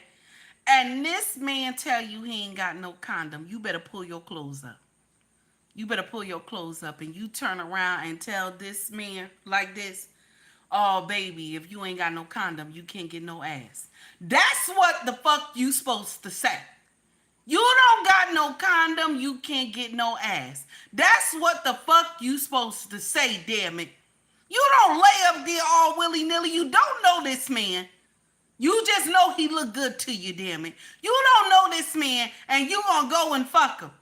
I unintentionally got pregnant. What the fuck does that mean? Exceptions for actual life-threatening emergencies. This is the big secret of 2024, and they're hiding it from you. So for this one, guys, threatening emergencies. If this woman was fearful of a life-threatening emergency, she had the ability to have care that she needed. Hospitals are not going to reject a woman who has a life-threatening situation that is going on. They don't. There's every state in the union have an exception for the life of the mother. Every state in the union. He right. Nobody's going to say, oh, you're going to die too bad. No state does that. It's not even, I don't even know of a state that does that. You find one, let me know. I'll change my No state. He right. So this young lady essentially died because she was fear-mongered by the Democrats and telling her that she can't go to the hospital because they won't treat her. And what she did is, and she did not have complications when she found out she was pregnant. None of that stuff was afoot initially. What ended up happening was her fear led her to not even go to the hospital at all until it was too late. And let's read this real quick because this is what they don't want you to read. That's why they don't put it at the top.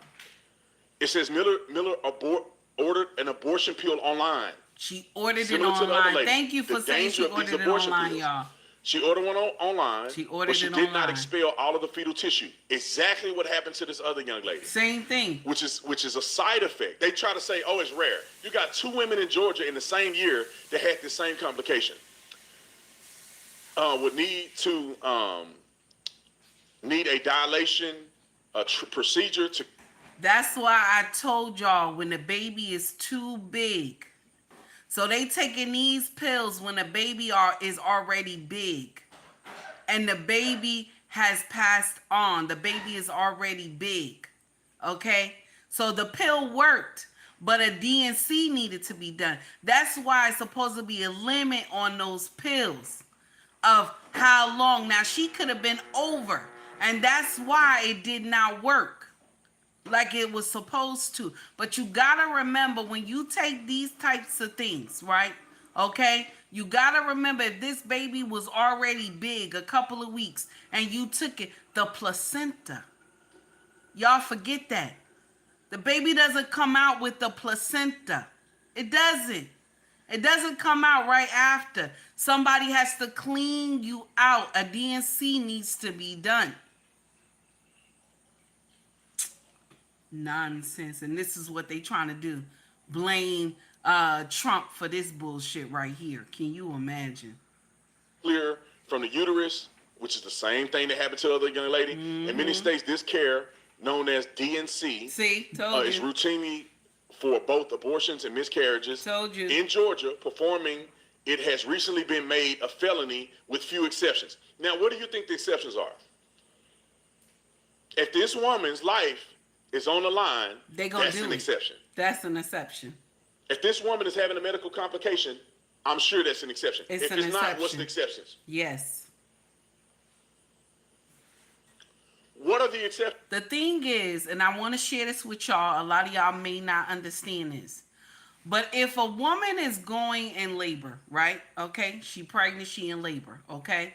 Now, when they get in there, they find out that there's a complication with the mother, right? That the mother is about to be sent to glory, okay? That the mom is dying. And the doctor cannot save the mom, right? The doctor can't save both of them, right? The doctor will talk to somebody and say, listen, I gotta save her. That's either the husband or the mother or whoever is around her, the family. I gotta save her. This baby will get sent to glory. I gotta save her. The mother life is sacred. The mother's life have to come first, because remember, this baby did not onboard the mothership. This baby doesn't have the stamp of approval for the United States. Okay? Shout out to Boss Man. Boss Man said, when the child is a legal citizen, the child, I'm saying in my own words, y'all, the child has to upboard. The child has to be offloaded off the mothership for the child to be labeled as a legal citizen. So that means the mother is the one that needs to be saved. The child will have to be sent back to glory. Okay? Shout out to Boss Man for teaching me some knowledge, because I ain't even know that. I was mad as shit. I ain't even know. Shout out to Boss Man. So this is why the mother life needs to be saved before the child. So they're trying to say that, oh, the hospital did not because of this procedure. No, that's not true. This woman did not want to go to the hospital. She knew what she did was wrong. She knew what she did was wrong. She was scared to go to the hospital, which she should have just went anyway. She should have went because she already had 2 kids. She should have went and told the truth and let the chips fall where they may. The hospital would have still helped her. They would have still helped her, damn it. She would still be alive today, but because of the foolish decision that she made, but they want to blame that shit on Trump. And Trump already said, I'm not responsible for that. How can y'all hold this man like that? That's fucked up. It's not right. When he already gave the power to the states are supposed to be responsible for that foolery. I'm sorry. Gregory Scotland, good morning. How are you? It's great to see you. Gregory Scotland says, salute, take heed. Angry Man made some great points about Michael Eric Dyson and how he and those female men, oh my Lord, and how he and the other black males, pander bears, can constantly fool so many black women. This is true. And they have a lot of content creators on social media that is like that. That they will co-sign every foolery our sisters do. on social media so that you know what? I'm gonna share something with you. I know we call it pandering, but truthfully, is they just lying. They just lying. I know we done added a new word to it, but they're just lying. You know what I'm saying? They just lying to make women feel good. Okay? I ain't lying to you. I'm not lying to you. Okay? Like you see a big girl like me, right? You know I'm a big girl. I'm a plus size girl. Okay? I'm a big girl. And some of y'all be like, oh, take heed, you ain't that big. I'm a big girl. You see how y'all be lying? Y'all see how y'all be lying? Somebody will put something in the comment section and they'll say, oh, this woman is fat or something like that. All y'all will go crazy. Oh no, hell no. You ain't gonna be talking about take heed like that. Mind you, I'm a big bitch. Okay? I'm not mad. I got somebody that love me though. You know. I got somebody who love this big bitch. But I'm just saying, that's what y'all be doing. Okay? Shout out to my followers and my mods. I appreciate y'all. But let's get into it. Okay, we all know what the exceptions are, but they lying to you. Mm-hmm. Her teenager son watched her suffer for days after she took the pill. Watched her suffer. Bedridden and moaning. In early hours of November the 12th, 2022, her husband found her unresponsive in the bed, her 3-year-old daughter at her side. This woman could have gotten care that she needed, but because of fear-mongering from Democrats, and let me share something with you. The husband failed her. Y'all. I'm sorry. The husband failed her, y'all. I'm sorry. Man. I told y'all she had a husband. And they had 2 kids already. The husband failed her. Damn. The husband failed her. I'm sorry, y'all. The husband failed her. Because he could have just took her to the motherfucking hospital. I'm sorry. He failed her. He should have put his foot down and said, oh, hell no. You got to get out of here. For days, she was bedridden and stuff. No.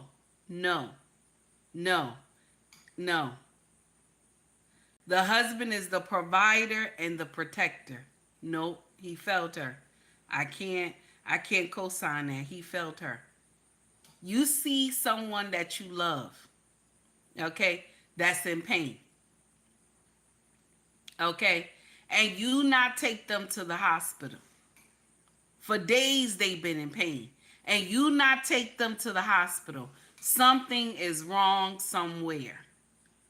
Because even when my king, when he not feeling well, I'm already on the phone calling the doctor. Because this man don't get sick, okay? This man does not get sick, okay? Okay? Hercules. This man does not get sick, okay? He does not. It's very rare when I see my husband get sick. I got to force him to go to the doctor, okay? Okay? Hercules. I got to force this man to go to the doctor. So when he gets sick, I'm calling the doctor. He telling me, nah, babe, I'm fine. Nope, I'm calling the doctor. She tell me, come, bring him in today. We get there. She tell him what she need to tell him. And then I look at him, I'm like, you gonna get it done. You gonna have to get this done. Okay, you're going to have to get this done. Oh, I got to do this and I got to do that and all this other stuff and everything, right? Okay. And I told him, listen, whatever you got to do ain't my problem. You know what I'm saying? You my problem, baby. You my problem. Okay? You the only one that listen, I can't live without you. I don't know what's going to happen, but I can't live without you. You got to get this done. You got to get this done, player. You got to get this done. So, yes, the husband failed her. I'm sorry. That's what it is. And I don't like to blame our men, but damn it. If that shit, that doesn't look right.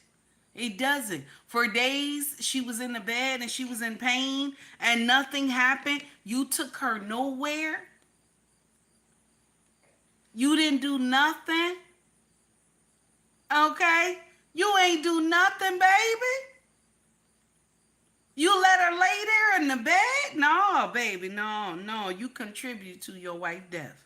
Yes. If ain't nobody else ain't tell you, I'm going to tell you. I'm going to tell you, you contribute to your wife's death. Let's go. Lies that have been told to her, just like they lie to black people about police. True. She ended up losing her life because she stayed at home instead of seeking the service and care that she needs. But in both of these situations, it's very clear that what caused them to be deathly ill or get to this position, and that is the abortion pill. Why are we not talking about the dangers of the abortion pill? Why we ain't getting abortion pill? Now, let me bring up the this market. other situation because I think it's invaluable to talk about, is this right here, which is a third situation of women completely lying about this stuff. Did someone track down the women Kamala Harris says are bleeding out in parking? I'm one of the women that Vice President Harris was referring to in her debate. She's My lying. husband and I found ourselves in a healthcare crisis when I was seeking emergency care while having a miscarriage. She was seeking emergency care while having a miscarriage. Okay. Keep that in mind when you listen to what else she say. I was denied from 2 hospitals in Louisiana due to Donald Trump's abortion ban. That's a lie. She was denied. She was seeking emergency care, and she was denied at 2 hospitals. She lying. Now let's walk through this real quick. Let's walk through it. Let's walk through this real quick. If she is seeking an emergency medical care, Right.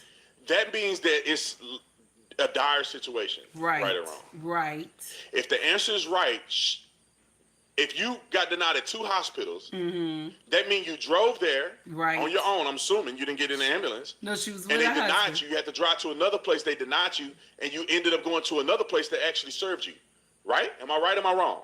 So if it's an abortion ban across the state, no hospital will serve you. Right. So that right there tells me that this is fishy. She lying. And then, if it's life-threatening, you would be dead if you got denied 2 hospitals and had to wait for service in the Facts. third. Yep. And why won't she mention the hospitals that banned her? or Why denied her? won't she? She should say that. Why would she mention them? And I made a promise that I'll pay for her lawyers if this is true, because if you had a medical emergency, And they denied you. which is not covered in any abortion ban whatsoever, and a hospital refused to see you You could sue in a them. medical emergency, I'm telling you. you're rich. I'm I don't know how telling many you. hundreds of You millions are dollars you gonna get. rich. Both hospitals. But young lady, I'll pay for your lawyer Ain't no way. and just give me 10% of the winnings, the earnings. That's it. They just making this stuff up. She's lying. This woman didn't get denied emergency No care. hospital does that. She may have got denied from having an abortion. She didn't get denied emergency care.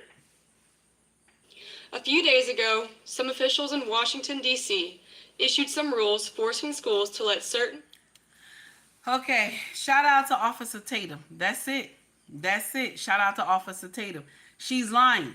Louisiana don't play that. You will get seen. Yes, I listen.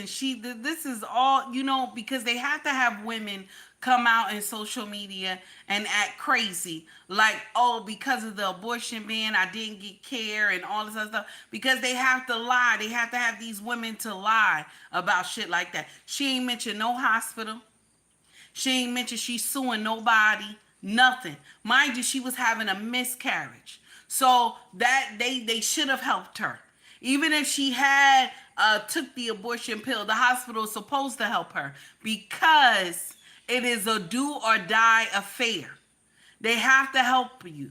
No hospital gonna turn you away if you telling them you having a miscarriage. That does not make sense. Okay? Now check this out. I'm gonna share something with you. Will I say that doctors can miss stuff? Yes, they can. And this is why I say this. Check this out.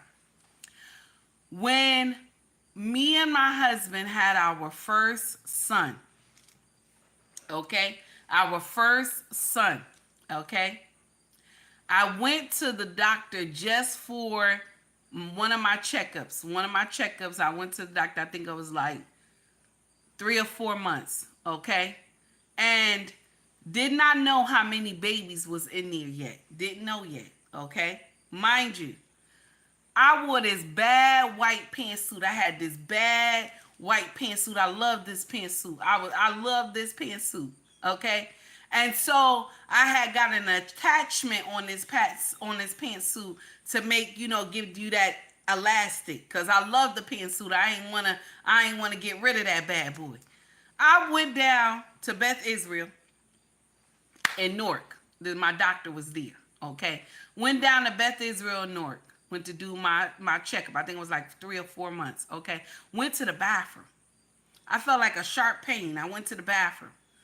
And all this blood just flowed down on my pants. Favorite pantsuit, y'all. Favorite pantsuit.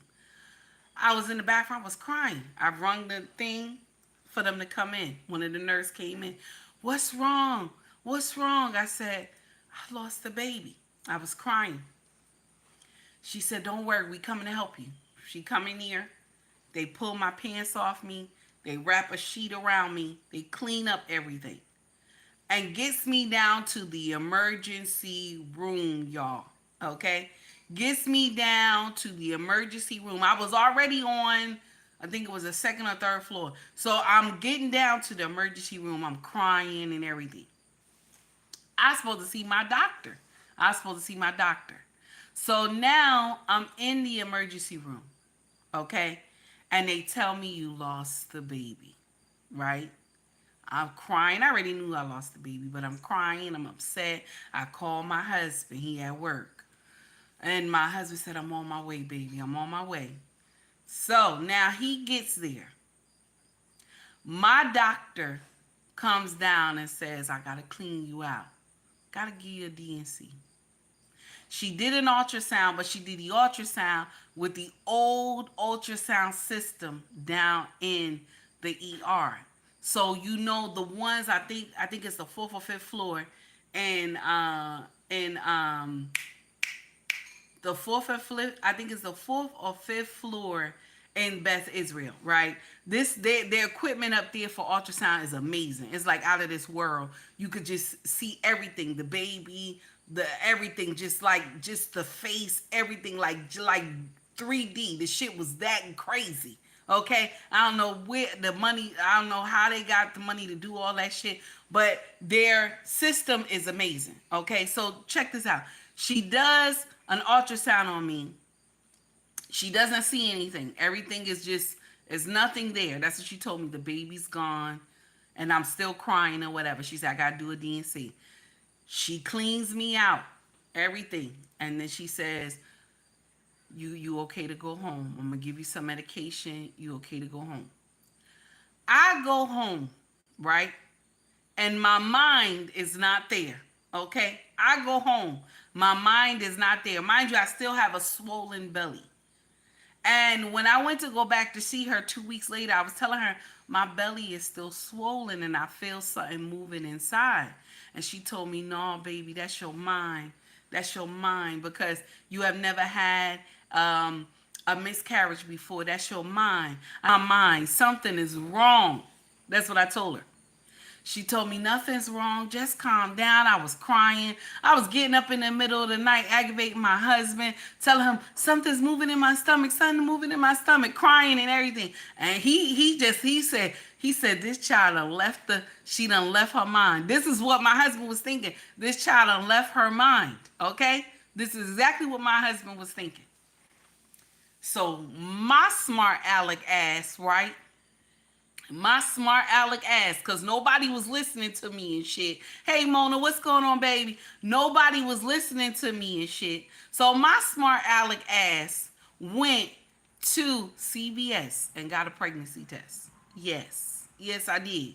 Yes, I did. Okay? So now I got the pregnancy test and the shit come back positive. So I'm screaming. I told my husband, he was like, that fast? I was like, yeah, honey, oh my goodness. I was screaming, everything like that. I get back to see her and I told her I'm pregnant, She said, well, let's check. We did the pregnancy test, okay? And I was pregnant. They did blood work. I was pregnant. The test said I was pregnant, okay? So now she said, I want to send you down to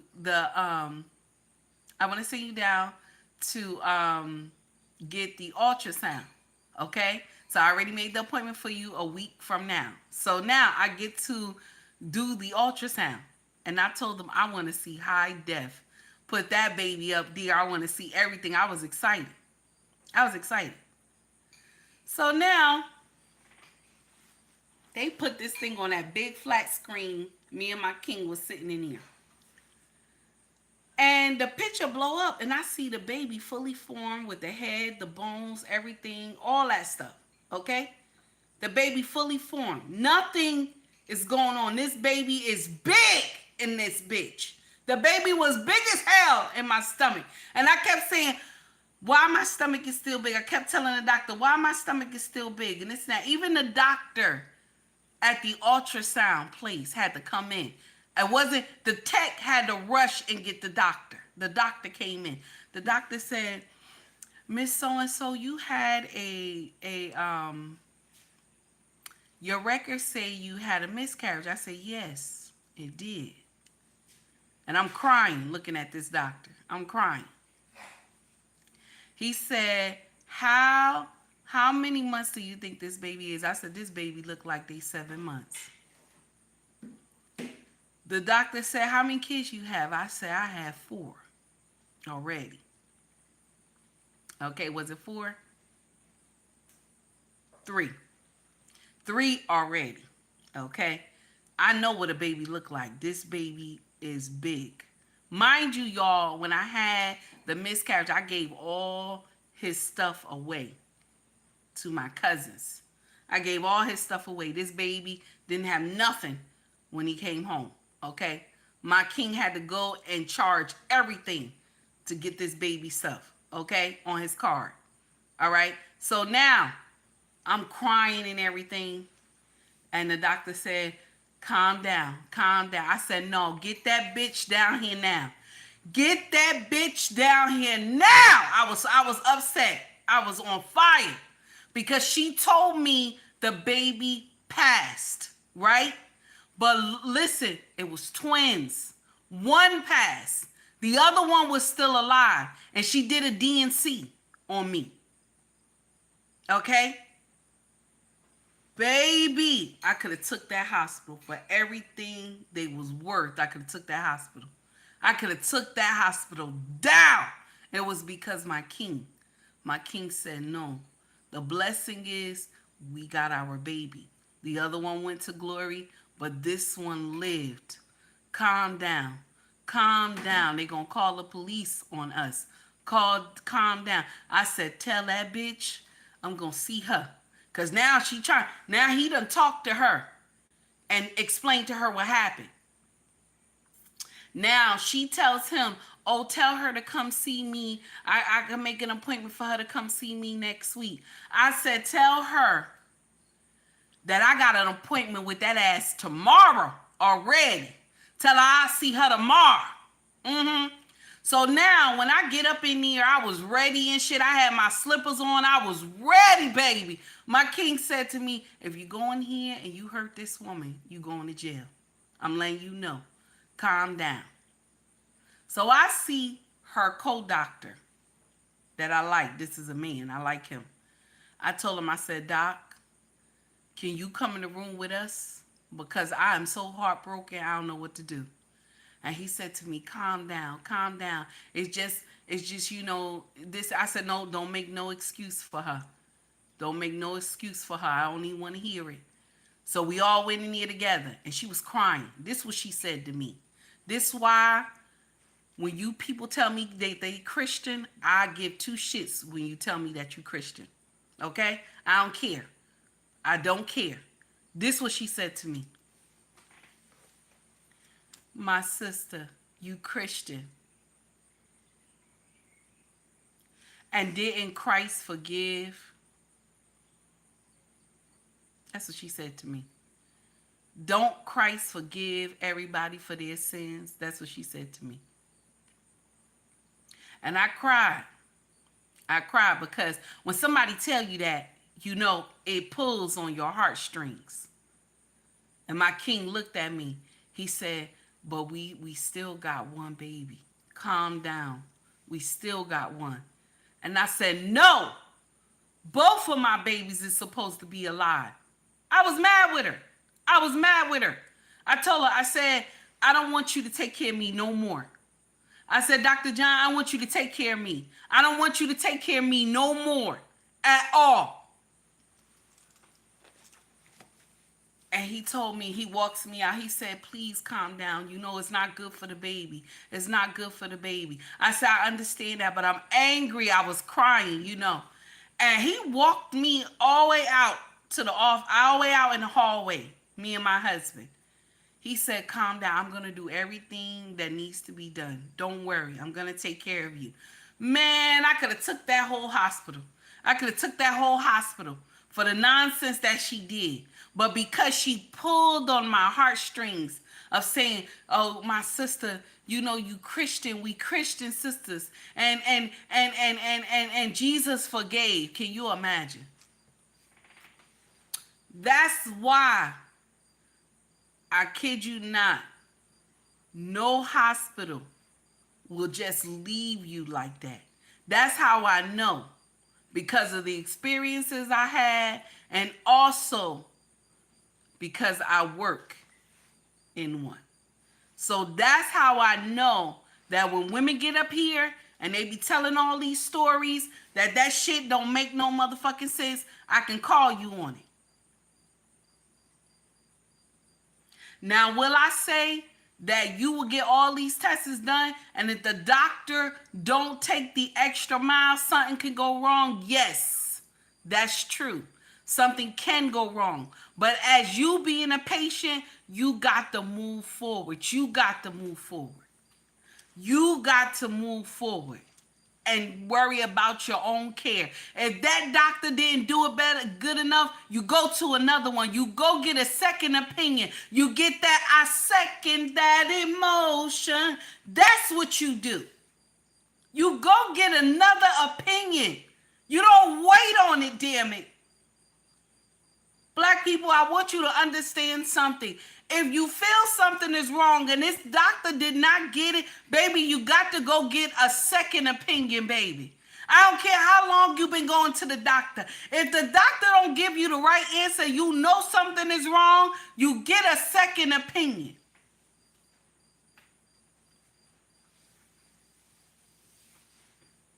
You get a second opinion.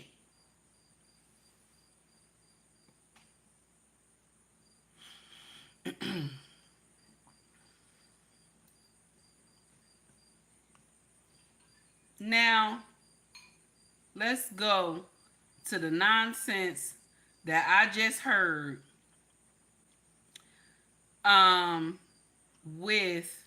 we gonna jump the subject. We gonna jump into something else. Now, y'all know that, shout out to Dennis Sperling. Y'all know that Tracy Ellis Ross was on that Zoom thing with Oprah Winfrey and VP Harris, right? So Tracy Ellis says this: the motherless woman has been mothering the world and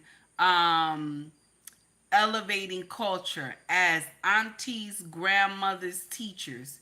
You do not need to push out a baby to help push humanity forward. Can you imagine? She said that. She said that. I want to share something with you, my sisters. For the ones that can't have children, I'm not talking to you. For the ones that can't have children, I am not talking to you. Understand this. I'm not talking to you. But for the ones that you are able to have babies, but you decide that you don't want to have children, all you're doing is going to make yourself suffer when you get older. That's all. I have somebody that's very special to me in my family. She's an older woman. She's in her late 70s. She never had any children. And her and my father got into a heated discussion. And she was crying, and she said to my father that because I did not do what I was supposed to do when I was young. Right? I didn't do what I was supposed to do when I was young. I don't have eyes that look back at me. A lot of y'all women, when you go into glory, you will be saying this. When you pass away, y'all ones that say, I'm that independent auntie, that I got money, I'm doing whatever I got to do to take care of my family. Y'all the ones that's going to be doing that. When it's time for you to go on to glory, y'all the ones that's going to be crying, talking about, woe is me. Because you want to know what happened? You did not handle your job. When you come to this earth being a woman, your job is to be an helpmate. Anything above being a helpmate, that is an amazing achievement. But your job when you come here to this earth is to be the helpmate. That's your design. That's why a lot of y'all women are unhappy and sad all the time, and they get on social media and talk shit about women who are married and say they unhappy. But mind you, when you turn off that camera, you're the same one that's crying, talking about woe is motherfucking me, that I'm tired of being lonely. Because you are designed to be the helpmate. You are designed to be under a covering. That's your problem. See, if God didn't design you like that, you could just continue to go through life and never feel sad or be upset about anything. But because God designed you to be the helpmate, that's your problem. So Tracy getting up here, Tracy Ellis Ross, baby, you fine, honey. You fine. You is a beautiful black woman. You fine. I ain't gonna sit up here and lie or none of that. You a fine black woman. Okay? You are beautiful, damn it. The question is why you can't keep no man. That's the question. There's something in you that is not right. That's the truth. That's the truth. When a woman can't keep a man, there's something that is not right in her that she has not worked on. Just want to put that out there. Just want to put that out there. And I know I'm going to offend some hearts and minds. It is what it is. This is my motherfucking channel. I didn't ask anybody to come here. This is my channel. Okay? When you keep dating man after man after man and it doesn't lead anywhere, baby, there's something wrong with you. It's something wrong with you, baby. This is the truth. Listen, I'm not here judging something was wrong with me too. But thank God I was able to find out something was wrong in my 20s. Some of y'all don't get to find out something wrong until you get about 40, 50 years old. Then you find out something wrong with your ass. And most of the time, it's just trauma. Most of the time, it's shit you've been through with your parents. Most of the time, it's abandonment issues. Our brothers have it too. Our brothers have it too. They can't, listen, some of our brothers can't even escape for the nonsense that they seen growing up. And you know what happens? Sometimes they got to go off to the army and shit. They got to go off somewhere and learn how to be a king. Mind you, they are already blessed coming into this world being kings, but they have to go and find their kingdom. That means they're themselves. They have to go find themselves. And some men don't notice that they have a problem until they get old, and then they wind up still staying in that same state because they're too old to change.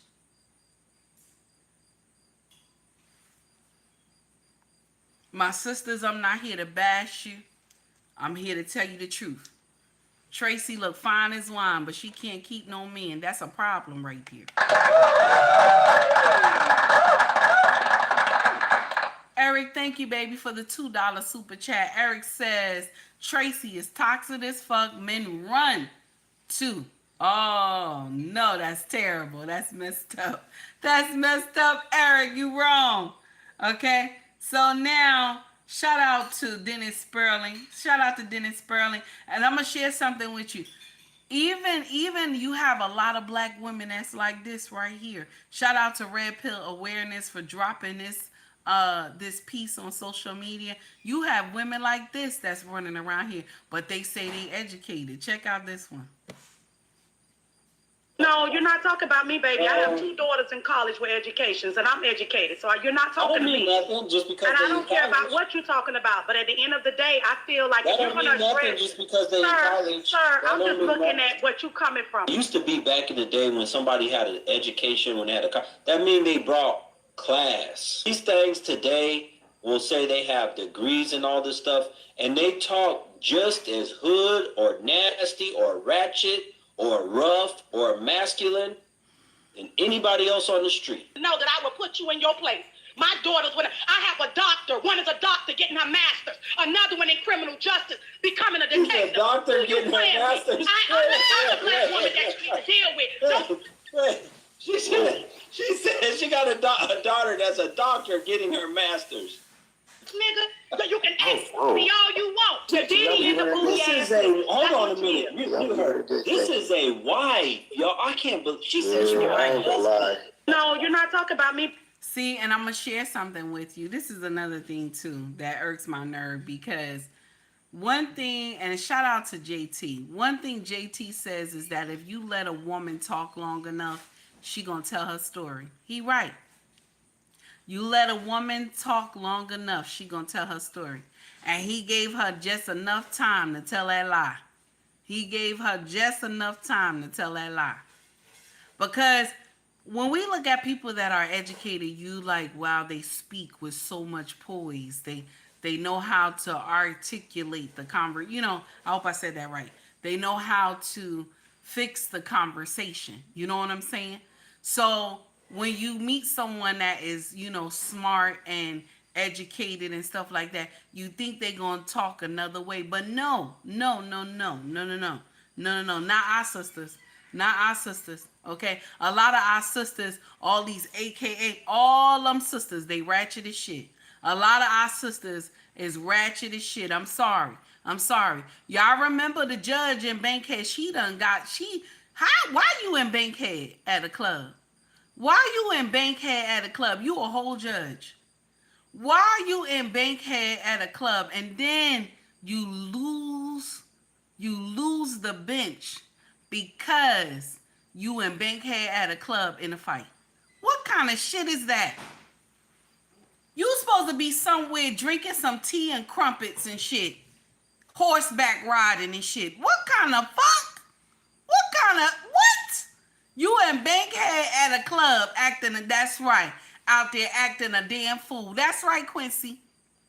What happened to drinks after 5 or something? You go to a nice little quiet restaurant, all that money you was making, and now you lost the bench because you wanted to go out with your girlfriends and Bankhead. Why would you not even think that's a setup? Why would you not even think that's a setup of your girlfriends hating on you? They take you somewhere to some damn club, ratchet ass club. Okay?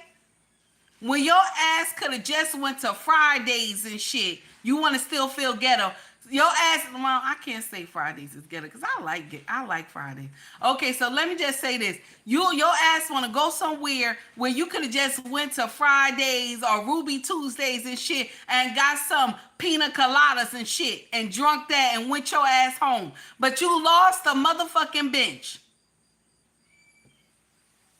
Some of y'all be having good ass positions. Y'all be doing fucked up shit. Fannie Willis. Fannie Willis. I'm talking to y'all.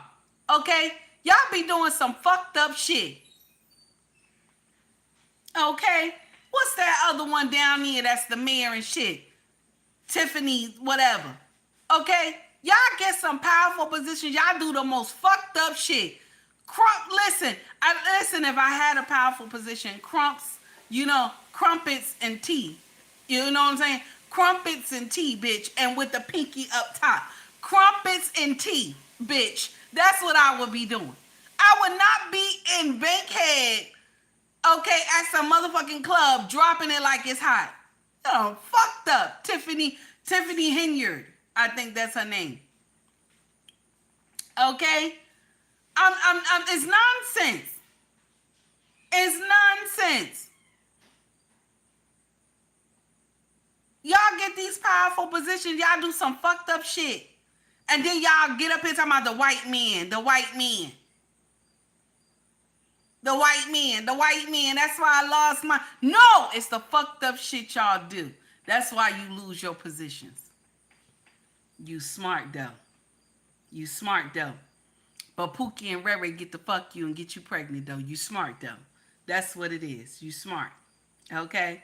Now, something Charleston White had said, and I was like, damn, this is so real, but it's fucked up what he said. This is what he said. Listen to Charleston White, y'all.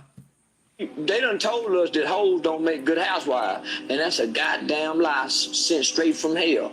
Hoes make the best housewives, especially when they ready to settle down and be housewives. Why? Because hoes know how to really comfort and cater to a man, and a hoe ain't really bothered by other women because a hoe know what she can do. She know her capabilities and her ability to be, because she done hold on a nigga. That's how she got him. She hold on him, and she know how to hold on him to keep him. That's why old broads like Drea can go get a baby by them young $100 million because she know how to hold. Women have a problem understanding men. Hoes don't. Because hoes done mess with a lot of different men. And she's an expert at a man. A woman don't know shit about no man. That's why she can't play on it. They done told us that hoes don't make good housewives. And that's a goddamn lie sent straight from hell. Hoes make the best housewives, especially when they ready to settle down and be housewives. Why? Because hoes know how to really comfort and cater to a man. And a hoe ain't really bothered by other women. Because a hoe know what she can do. She know her capabilities and her ability to be, because she done hold on a nigga. That's how she got him. She hold on him. And she know how to hold on him to keep him. That's why old broads like Drea can go get a baby by them young $100 million because she know how to hold.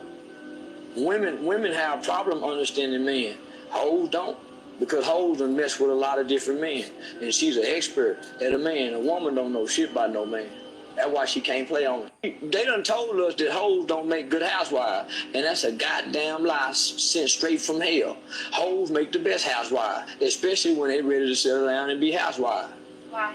Because hoes know how to really comfort and cater to a man. And a hoe ain't really bothered by other women. Because a hoe know what she can do. She know her capabilities and her ability to be, because she done hold on a nigga. That's how she got him. She hold on him.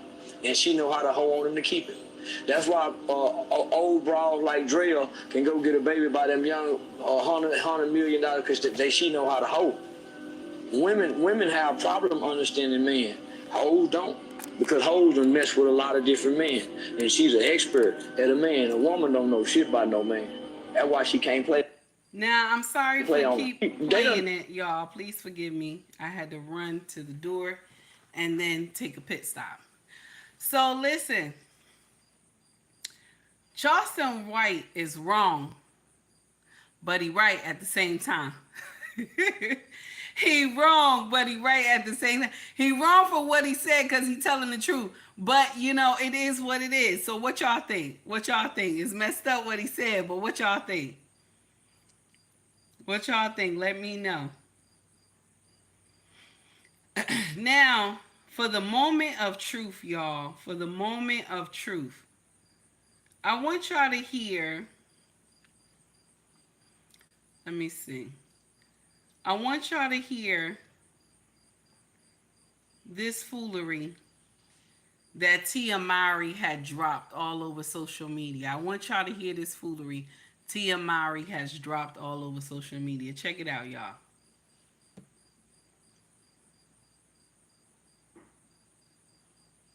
Households. Hold on, here we go. The family dynamic of having a mom and a dad in one household. And when you're dropping your kids off, you actually visually see how that is no longer. We're about to go to Daddy's house now. Being alone has been the most challenging part of my divorce. It's times like this when I feel and wish that my sister and I were still close, and I could, pick up the phone and call her. But that's the family dynamic of having a mom and a dad in one household. Just not where we are right now. How you doing? How you feeling? I'm okay. Yeah, I've been seeing the headlines. I know y'all are going viral right now with the awkward hug. Like, it's so exhausting. stupid. It's exhausting. I know. The red carpet video, yeah, about that. This was the first time that Corey and I had ever seen each other. Now, I'm going to share something with you. Y'all remember the red carpet incident that she hugged him, okay? She should not have done that. She should not. Because she's trying to make the world believe that everything is all right. Do y'all remember when they had Corey on a panel recently? And he said that it was nothing but God. That's how he got through. He said for months, I think he said a year and a half, he was in his bed crying for months, crying, wondering what did he do wrong, that he lost his family. For a year and a half, he was crying. But this heifer was out here dancing it up, enjoying life and drinking and shit, doing whatever she wanted to do, okay, while this man was suffering. Sometimes when people get divorced, all we worried about is the woman. We always worry about the woman. How the woman doing? How she doing? How her and the kids doing? That's what we immediately go to. How is she doing? Mind you, we don't give two shits when that stuff happened to men. We don't give two shits what happened. We immediately run to her side.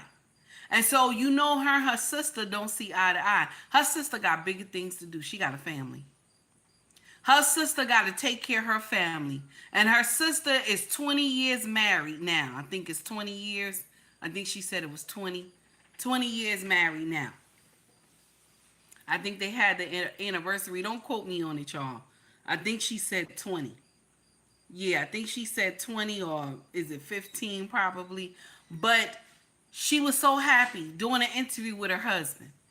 Holding up her husband, holding his arm and everything. They laughing and joking and everything. That woman right there, her sister said, I'm not going to lose my husband like my sister lost her husband. I am not. Okay? Tamara said, I'm not going to lose my husband like my sister lost hers. And I don't blame Tamara. I do not blame Tamara. I don't have time for your foolishness. Because if you watch how her sister was so nasty to her when when Tamara was getting married, and she was criticizing Tamara. I know y'all seen the video. She was criticizing Tamara on what kind of dresses for the wedding and all this other stuff. She did a big stink about Tamara picking somebody else to be the bridesmaid. Mind you, she backed out on Tamara. She backed out on Tamara. Tia backed out on Tamara. And Tamara had to go get one of her friends to be her maid of honor. All that bullshit. All that bullshit you did to your sister on a special day. And when your turn came, she was there for you. She uplifted you and shit. Okay?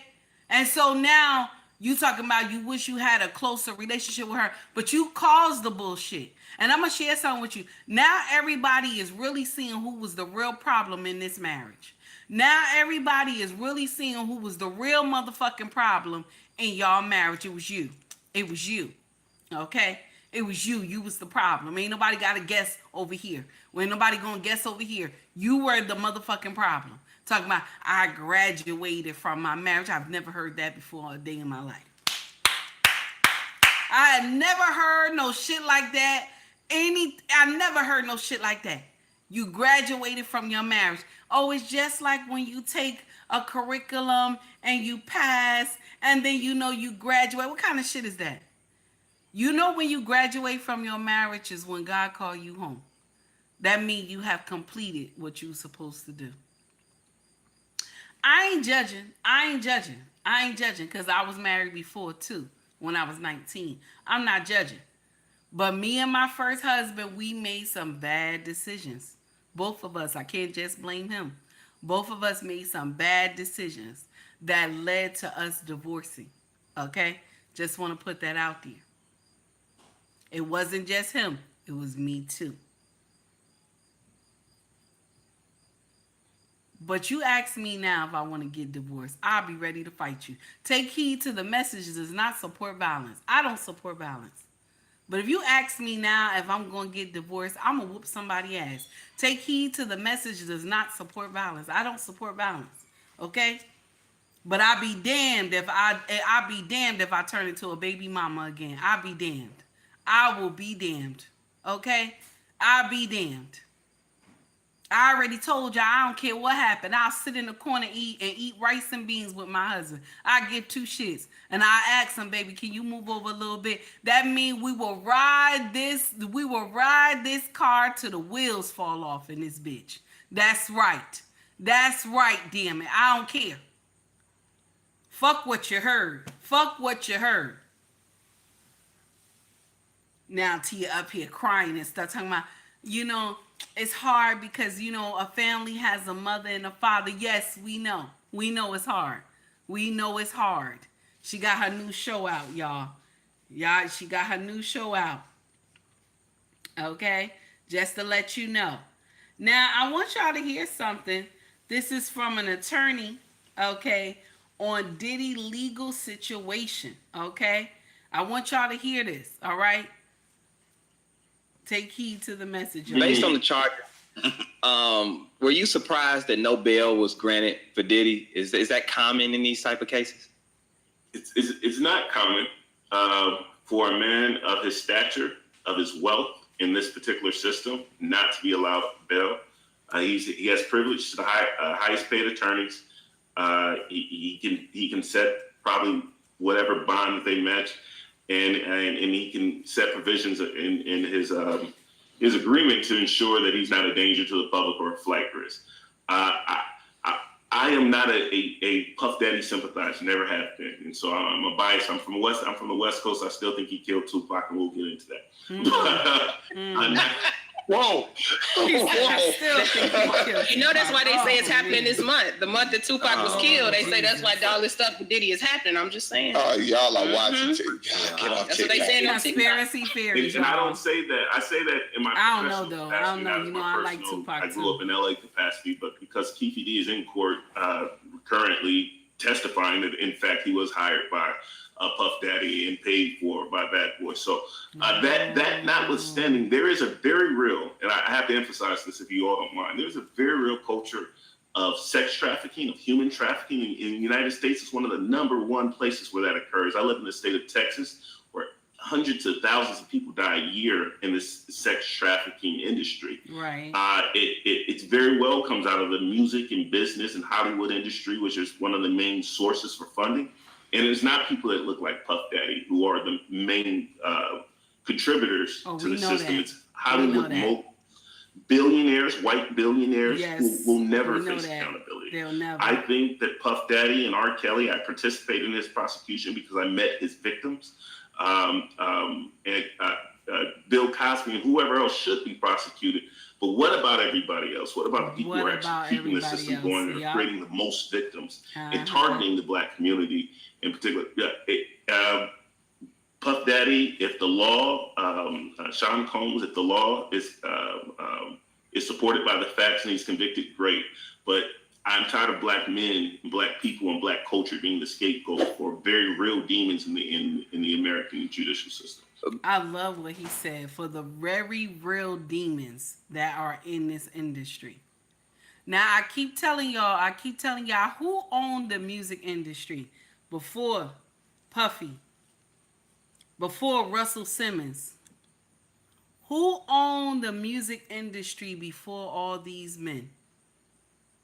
I just want to put that out there. Who owned all that beforehand? It was not blacks. All this nonsense that we hear, all these parties that they have and all this nonsense, Black people are not, we just don't do shit like that. We don't. We don't. So when you introduce stuff like this to Black people, good morning. Good morning, Ricky. How are you? Eric, I hope I said good morning to you before. How you doing? So when all this shit happened with Puffy, He was introduced to this life. Y'all keep forgetting that you have to groom somebody first. What was P. Diddy in the music industry? He was a gopher. I said this already. He was a gopher. Go for this, go for that. He was a gopher. He got sandwiches, drinks, sweets, all that stuff. That's all he did. He didn't have no car. He was going place to place and shit like that. For the music moguls, he was doing that. How did he come from being a gopher? Okay?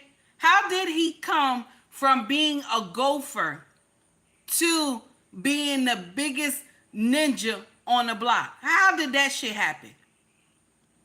How did that shit happen? Clyde Davis. Clyde Davis. Okay? Clyde Davis. Okay? Allegedly, all allegedly, because you know you don't want to get sued.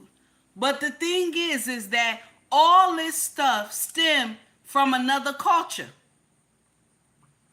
All this shit stemmed from another culture. We got to understand that part. All this stuff that we see play out stem from another culture. All you got to do is remember the stories in the days of old during slavery. That's all you got to do is put those links together. Why in the world would you think it's okay to do buck riding? Why in the world would you, as a slave master or all these other Caucasian men, why would you put in your mind it's okay to buck ride a man? Why in your mind do you think that that's okay? Y'all say y'all was teaching black men a lesson. Why would you think in your mind that that's okay? That y'all had a sex farm? Why would you think that that made sense? Because y'all had to chain and bound our men into submission. Because do you think they would have got down just to do it with you? No. You had to chain and bound them to the ground to even attempt to do that nonsense to them. Why would anybody think that that makes sense in slavery times to do that to men? Put it together, y'all. Put it together. Why would anybody think that that makes sense? And so the parties that they had back in the day, this is what you would see them desire. This is what you would see them desire. Why would you desire to see man on man? Why would you?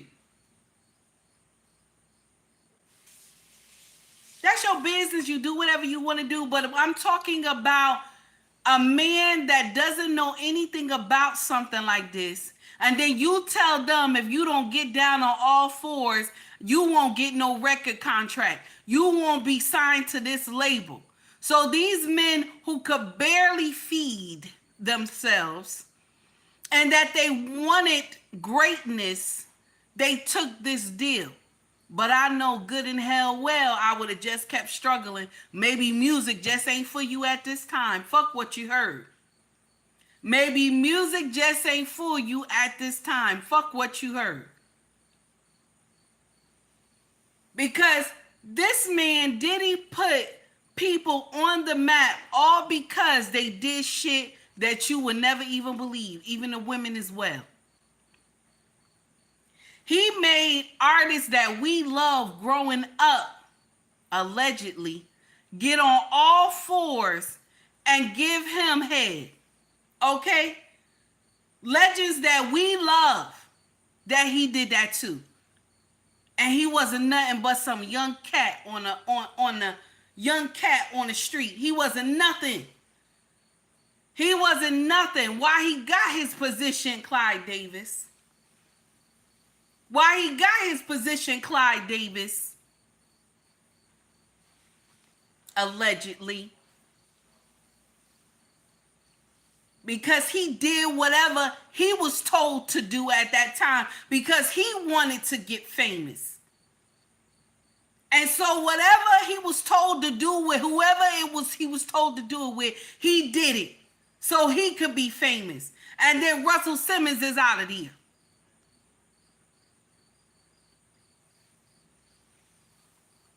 All of them, all of those big wigs back in the day, all of them out of there.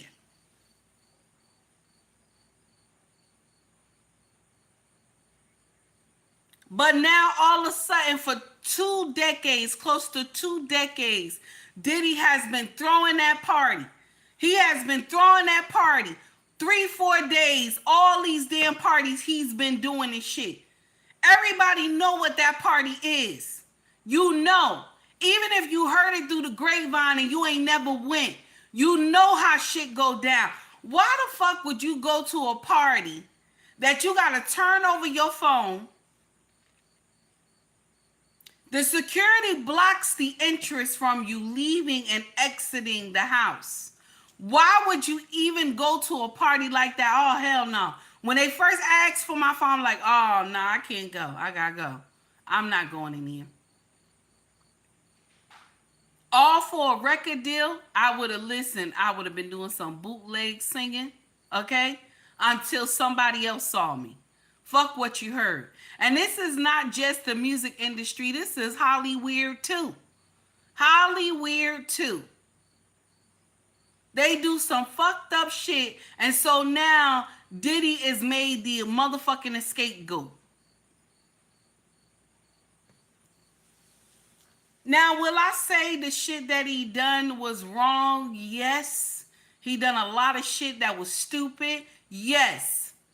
But all the shit that we believe that he was wrong, that's not what they taking him down for. They taking him down from crossing pussy across state lines. That's what they taking him down for. For crossing pussy across state lines. If I pay for your flight, bitch, okay, I'm paying for your flight, you crossing state lines, and you coming to give me pussy. That's what he going to jail for, trafficking. And it's not for no minors or none of that. These is grown-ass women. But they had us believe, oh, it's minors, is this, that. No. No. He going to jail for trafficking. And he probably going to go to jail just like Skinny said. If he do, it's going to be for the trafficking, like I said. And it's going to be for that peace be still, that weapon. That's what he going to jail for. All that other shit that we've been talking about on social media, none of that shit. He ain't going to jail for Cassie. He ain't going for nothing for Kim, allegedly. None of that shit.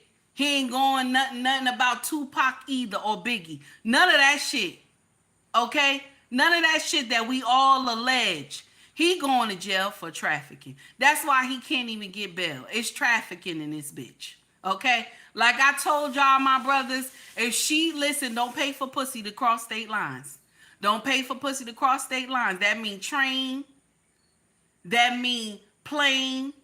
That mean Uber, damn it. Back in the day, it used to be taxi. That mean Uber, damn it. Don't do nothing. She want the dick. You got to tell her, listen, baby, you got to pay for your own ticket. You got to pay for your own ticket to bring me that pussy. You got to pay for your own ticket because it's called trafficking, damn it.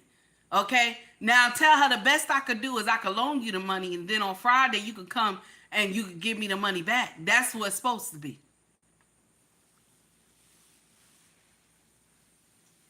That's right, Tim. That is true. That is true. He was the first man to be charged with trafficking in 1930. Yep, I remember that. They talked about that all over social media. Okay? Don't let the pussy cross state lines, baby. You're going to get in trouble. Okay? You're going to get in trouble. Okay? All right? Don't pay for no taxi. Don't pay for no train. No boat either. We're going to put the boat in there too. Okay? No flights and shit. Y'all got to stop flying people out because you flying in the pussy. Okay? You going to jail. You going to jail, damn it. You're going to jail. All right? Quincy said, I'd rather come to you. Yes, do that. You ain't got to listen. Nobody could say you was trafficking. Do that. Okay? Let the dick come to the pussy. That's what we have to do. Okay? Y'all doing too much. Okay? That's what it is. Okay? That is what it is. All right? Now I'm going to share something with you. A lot of this shit they're going to have to do something with, because he got a lot of shit on a lot of people. Okay? Now, more than likely, the feds might have robbed well, not robbed, I can't say robbed. They went and got the place and took everything.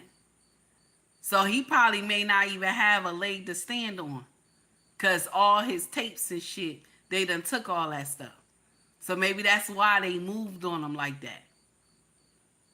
But yet and still, check this out. Diddy is just the clown in the circus, baby. The real demons is still there. All they gonna do is find a new clown to do their parties with. That's all they gonna do. And you know what they gonna start doing? They gonna take that shit off American soil. That's what they gonna do. They gonna take that shit off American soil, where there's no laws that tell them that they can't do that shit. I'm telling you right now. You're gonna hear people saying they fly into these places and this and that on their own dime. They're gonna be flying to these places. I ain't lying to you. That's what's gonna happen. They're gonna stop doing it on American soil. That's all. That's all. Okay? All you gotta know is who is running Hollywood and who is running the music industry. And you gonna know who are the ringmasters. That's all you gotta do. Look at everybody that is above. The ones that they taking down right now. Look at everybody that is above. The ones they taking down right now. Okay? Because y'all signing deals with the devil. This is one thing that the devil do. He outsmart a lot of y'all. A lot of y'all say the devil's stupid, but the devil is very smart. He outsmart a lot of y'all. Go ahead, Quincy. That's right, baby. He outsmart a lot of y'all because he shows you riches and power, and y'all think it makes sense. Y'all think it makes sense.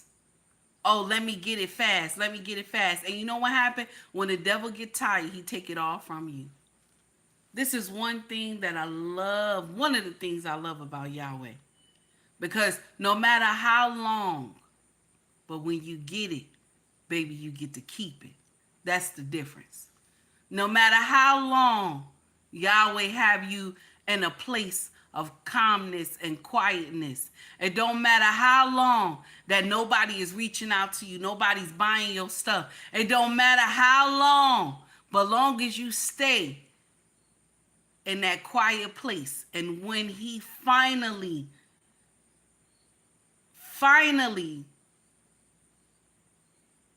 tell you it's time to move, baby. It's time to move. And then all those blessings come out of the woodwork. They be so much that, it overflows so much that you don't have any more room to receive them. Shout out to Tabitha Brown. Shout out to Tabitha Brown. Because that's where she was for many years in her career. God had her at a standstill. And then on her 20th year of doing this, God said, here you go, because you've been patient. God said, here you go. You have been patient, baby. Here you go. Every time you turn around, you see Tabitha, something new coming out. Shout out to Tabitha. Every time you see Tabitha, something new coming out. Damn it. Because she waited on Yahweh. She didn't take the other road that said, if you come here, you're going to get famous faster. A lot of y'all take the devil road and then wind up later all fucked up. Look at Diddy. Look at Diddy ass. Look at his ass. Look at them.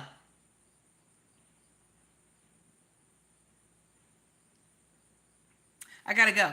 Everybody have a wonderful day. Much love to you all. Thank you for tuning in. I appreciate y'all, because y'all could have been anywhere else, but y'all said, let me go see what this loudmouth heifer talking about. And I appreciate y'all for that. Okay, I appreciate y'all because y'all could have been anywhere else. If you want to donate to the channel, baby, you can donate through Cash App. You can donate through Super Chat. You can donate through Venmo if you want to.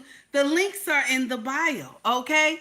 All right? If you want to donate through Super Chat is right here where you make your comments at, okay? I got to go, baby. It's Saturday. I got to go. Much love to you all. If you want to shop with us, our family business is called UBMRexFashion.com, okay? And the links are, okay, eBay, okay, POSHMARK, and Mercari, and also the main website, UBMRexFashion.com, okay? Our clothes are good products, and I got nice prices on them as well. Y'all come take heed to the message. Also, YouTube, I sell merch. So you got hoodies, shirts, cups, water bottles, bags, all that good stuff. They got baby clothes in here, okay, as well. So I appreciate y'all. Thank you for coming to rock with me. And thank you for just being in my space, because you could have been anywhere else. But you said, nah, I got to see what this loudmouth heifer talking about today. And I appreciate y'all, okay? I appreciate y'all. And listen, I did not do my buckshots all day. And Eric was talking about me. And here we go. Let's go. Let me see if I got it. All right, let me see if I got it one more time. One more time for the crowd in the back. Here we go. Okay, not too loud today. I gotta clean that thing out. All right, here we go. Not too loud today. I gotta clean it out. All right, so listen. If you like the content, please like and subscribe to the page. I appreciate y'all. And here's our music, and we out, y'all. We out.